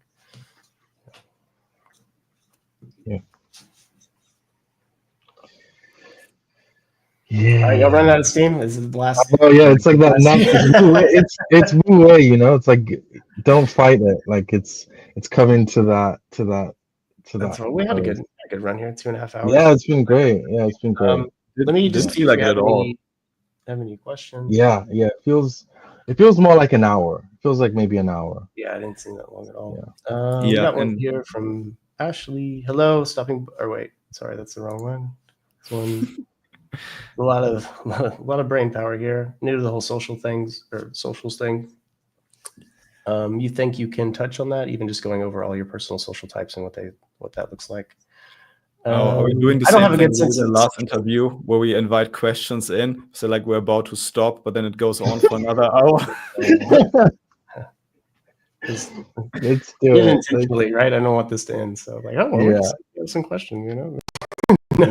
Let's do it. Who wants to go first? You can start.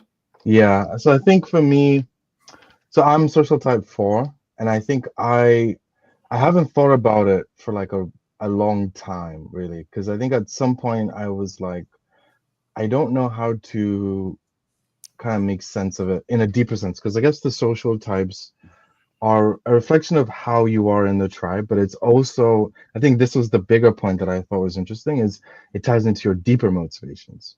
So, and I could see some aspects of my social type 4, but that was all the superficial stuff that isn't as useful, like whether you're agreeable or like friendly or whatever. And it's changed, it's more nuanced now, which is a good thing, because I think as you refine the thing, it becomes more true. So I think it's more nuanced now, because it's not about those superficial things so much. But even then, I couldn't make sense of the deeper stuff, the deeper motivation, the friends, specialization even. And that was something I asked Dave about. And at that time, he was more like, look, I don't have 1,000 fours. I can't give you. He was like, I can see your unique situation. So I can't just imprint what we're saying so far is the fours, and I don't have enough context to then give you a good enough explanation. But over time, maybe. But it was more so he got there through process of elimination. But there wasn't enough for me to use it. And then I did that whole thing of like asking other people what their experiences are of their type, understanding different types. But even then, I still couldn't. And people have different ideas, of course. People tell me different things, but I have so much context of my life, and I think people who know me will see different sides of myself, and it's not, everyone's different, right? But I couldn't basically make sense of it in a way where I'm like, okay, I'm going to use this to align my motivations with how I grow and see my weaknesses and all this stuff, because it just didn't align for me. But it doesn't feel as actionable somehow, right? Like kind of. Sorry? Like somehow it doesn't feel as actionable, maybe, in a sense. Yeah. And it feels like if it aligns with someone, good, definitely use it. But then if it doesn't, or it's not actionable, then you're procrastinating, because there are things I can focus on and just do. And I think part of it is, it's like, if it's tied to your motivation, you can also just learn that intuitively as well. So I don't think I'm hopeless just because I'm not like, I can just find my life motivation through that process of trial and error of like, okay, like this failed and I didn't like it, or this, you know, you can just learn, and I'm just choosing to do that. So that's it. That's my experience. Yeah, I don't really have a good understanding of the socials that much. I haven't really paid that much attention to them. But I'm apparently a 4. So yeah, kind of ultimately which is called friends, which I guess ultimately the major motivation is connections with other people, which to me just feels like that's probably everyone, or maybe I'm just projecting. Yeah, but like it's a tricky one. Yeah, everyone. I don't know. Being an IP and being TI, apparently I'm using my TI to do that, which is probably not the best tool sometimes. I guess, yeah, that's pretty much it for me, I guess. Yeah. Yeah, I think I thought about socials and I was focused on socials like for too long and too strictly in a way, or just too intensely rather, and I kind of forgot about them for during the whole conversation. I think they're a good example of like we said, that Buddhism gives us a good overarching concept for getting rid of attachments, finding enlightenment, whatever you want to call it, and OP gives a little bit of nuance and gives these specific examples. Okay, here we have the binary coins or these opponent processes. Here are a bunch of them, and try to kind of balance them out a bit better, try to get less attached. And it's like, oops, we also have the socials where we have like 2 other pairs of those that we didn't know before. So just an example of like how there's more to us, and like these 11 coins that we have are probably not exhaustive. And I think the socials are a good reminder of that. And Autumn, what you just said, that kind of you find your path through trial and error, I think that's really true. Like we see so many people, have good examples of people who are just happy, who are in a place in life where they like their own life and kind of contributing to others and the way around them. And I think in hindsight, usually we see that it fits in with their social, that like something just clicked and gelled about like who they are and how they interact with their environment. But it's probably difficult to get there the other way around, that you know you're social and then you kind of plan out your life accordingly. And I think that's what I was trying to do since I've known my social. So I'm type is the number 2 by Shannon Dave, which makes me a generalizer first and then friends. And there are lots of examples of 2s that we've seen in the past, like Alex Hormozy and Tom Bilyeu and Jaco. And kind of that made me go, yes, I need to be like them, and I need to be an entrepreneur and build my own business and not work for the man. And I think that does actually I feel like it's true for a part of me that I want that kind of it's looking for a specific word here. It resonates with a part of me, this idea, but kind of to force their path on me, I think that didn't work well for me. And right now I'm kind of in a state of reassessing all of that, and rather going back to trial and error and just being more loosely guided by this idea of being a number 2 and kind of building possibly towards my own business. But I think overall what you said, Autumn, that social needs compared to the kind of the other human needs are more kind of deeper, about more motivation, more long-term, and kind of guiding that path. And I think they can be useful for that, maybe to give you an idea of what not to do, or in the end kind of what to look for, that if you find the right place for you, it will align with your socials. But trying to force a certain path based on what you think your socials mean probably will lead you astray and just lead to confusion. And this is kind of where I am right now, just using too much force and being too attached to a certain image of what I thought a number 2 would look like, where no, I need to discover what my version of that would look like, which is honestly quite weird as a mope, as an IP, which seems very opposite of the standard number 2, which you would call the most extroverted social type. Exactly. I agree with that. I think that's the right approach, because each of them have like a very unique journey. Like some of them were actually just specializing for a very long time, and then like it ebbs and flows. You can look at the overview, but if you actually look at the details, they just lived their life in a way and they had their discoveries when they needed to have it. And you know, it's not getting in the way of that process, just letting it happen. Yeah. Yeah, and one thing I guess I noticed that, and I don't know if I'm just making that up, if it's actually true, that it feels like you have your social type, and then which is kind of more long term and kind of the deeper motivation, and then the OP type is more about how you're acting right now, Yeah. and kind of like especially the animals that you use and the needs you're trying to satisfy, and you're kind of using OP as a tool to satisfy these long term needs. Yeah. And my life, kind of especially my career path, looked very much like the one of the specialist, but it feels like using specialization to fulfill the need of the generalist. So kind of that's my overarching motivation, that I want to be the generalist and connect in a way. But what do I specialize in mathematics? And what is mathematics? But like kind of the path of the mathematician is the path of the specialist, but it's a very general tool. Where can you apply mathematics? Or almost everywhere. Yeah. It's true. So I'm wondering, is that how my mind Is in a way works? Yeah, that's true. Yeah, but I mean, and I think it's cool as well because it's like it's just tied to you as a person. Like, you know, like you can feel your motivations. Like it's like you never lose that. You don't need a concept to explain it. Like it's there. Like it's just you. It's just Felix. So you'll find your way regardless, kind of thing. So yeah, I mean, I guess maybe some people don't, but I just have faith. I don't know.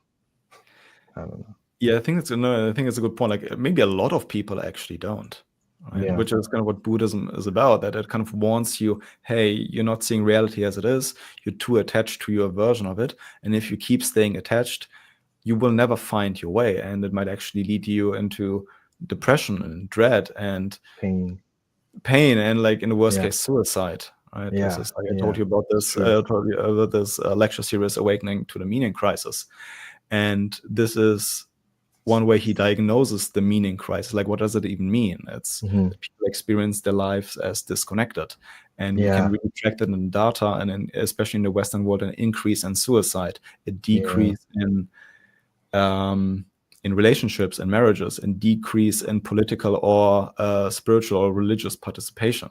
Right? So there is actually tangible evidence that people experience their life as less meaningful, that they feel they're less connected.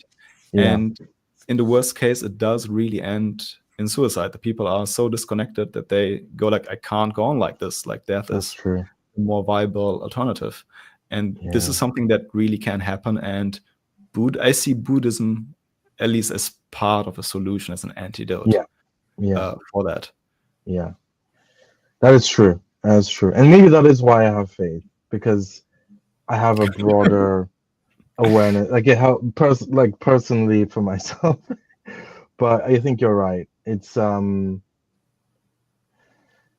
guess we'll see how these next 5-10 years will be, because especially with AI, it's gonna, I'm so excited for it, but it's also gonna like it's already kind of confusing for people, like you said, like people are so disconnected, and people will be more disconnected because it'll be like, there'll be less of, they'll have to more, I don't know, it'll just be more disconnection in a way, but there'll be more things that come around that fill the gap as well. So I don't know, we'll see. Any more questions? I think we got. Sorry about the dark turn. I'm sorry. No, it's okay. It's fine. It's all good. All good. We've had plenty of darkness on this channel, so that's the all good. It fits right in. All right. One more from Sasha. So, love consume, but blast kind of sucks sometimes. Not gonna lie. What do you find has helped y'all the most developing? Feedback, just like feedback. That's really, I think that's the only, because there was a time like when I think it's still going, like the Blast Last group, and like Dave, me and you were like admins of the Blast Last group, And like, You were hitting it hard for a while there. Whatever. I yeah, think nobody's posted there in like 2 years or something. yeah, it exists, but yeah, it's pretty dead now. But at the time we were doing the videos, like everyone was like just blasting. But then at some point I realized like this isn't actually helping us get better at blast. We're just like doing a consume report, you know? And like, but that's like a self, like you need feedback. Like you need someone to be like, hey, that wasn't good. Or you do a presentation and someone's like, that's not good. Or like you need like reality needs to hit you for you to know whether it's good or bad and like get better. I think, yeah, like all learning. I think that's why the Sangha concept is so good for learning, because you have a reference and you know, if you're in your head, you'll be doing the wrong thing not knowing. So yeah. Which is also part of the flow state, right? Getting feedback on your progress. Yes, exactly. That's true. Yeah, that too. Yeah. And to me, I think it helps if I try to align the blast, if I find kind of my own really personal, deep emotional motivation for it, which is very much connected to consume, that I'm interested in certain topics, I'm interested in learning stuff or building certain skills. For example, I had like big breakthroughs while I was studying mathematics, where it was about kind of my consume and building my sleep. But I studied at a technical university where 2/3 of all the students had at some point mathematics courses. And the whole university used the mathematics students for their own kind of educational machinery to give these exercise classes. So all of us were just expected to do these classes and work for the different departments at the university. And I was like everybody did it. And so at some point I started doing it too, but it was very much grounded in my personal like TI motivation. I want to learn mathematics, and what's the best way to learn it? You teach it.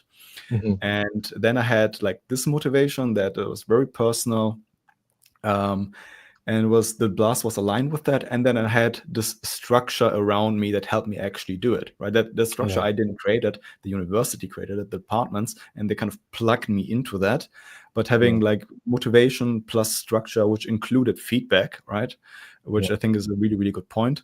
That helped me. And I was lucky that I was in that kind of context where a lot of where the structure was given to me. But that's what I'm now trying to build for myself, like through like where Holly and I have this channel that's kind of on pause right now, but also a blog where I write.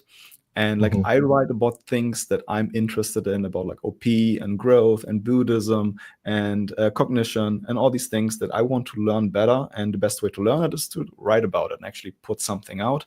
And now I just have to create my own structure for it, like set my own goals, set a schedule, use YouTube or build my own website, things like that. So I have to create my own structure, but that is still working. So personal motivation plus structure, like a container for me to be creative and produce and blast.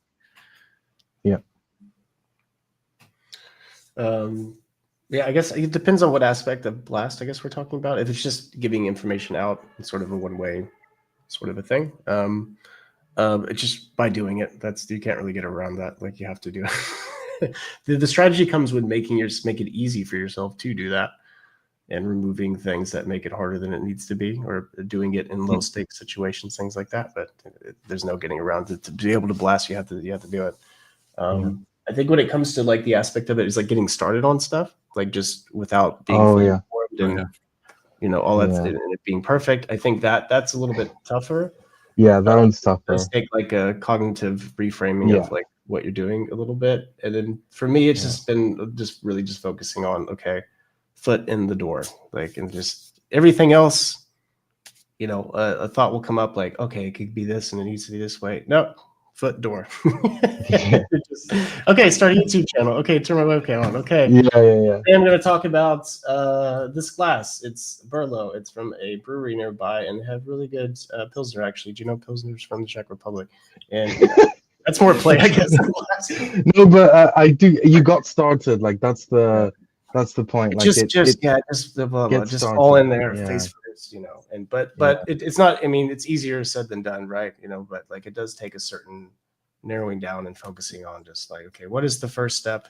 And if you really just only concentrate on the first step, it's not really so scary. And then you forget about all the expectations and how it's supposed to be and where it's supposed to go. And because like you can't get there without that step anyway, so why not just do that, and then you worry about the rest after that.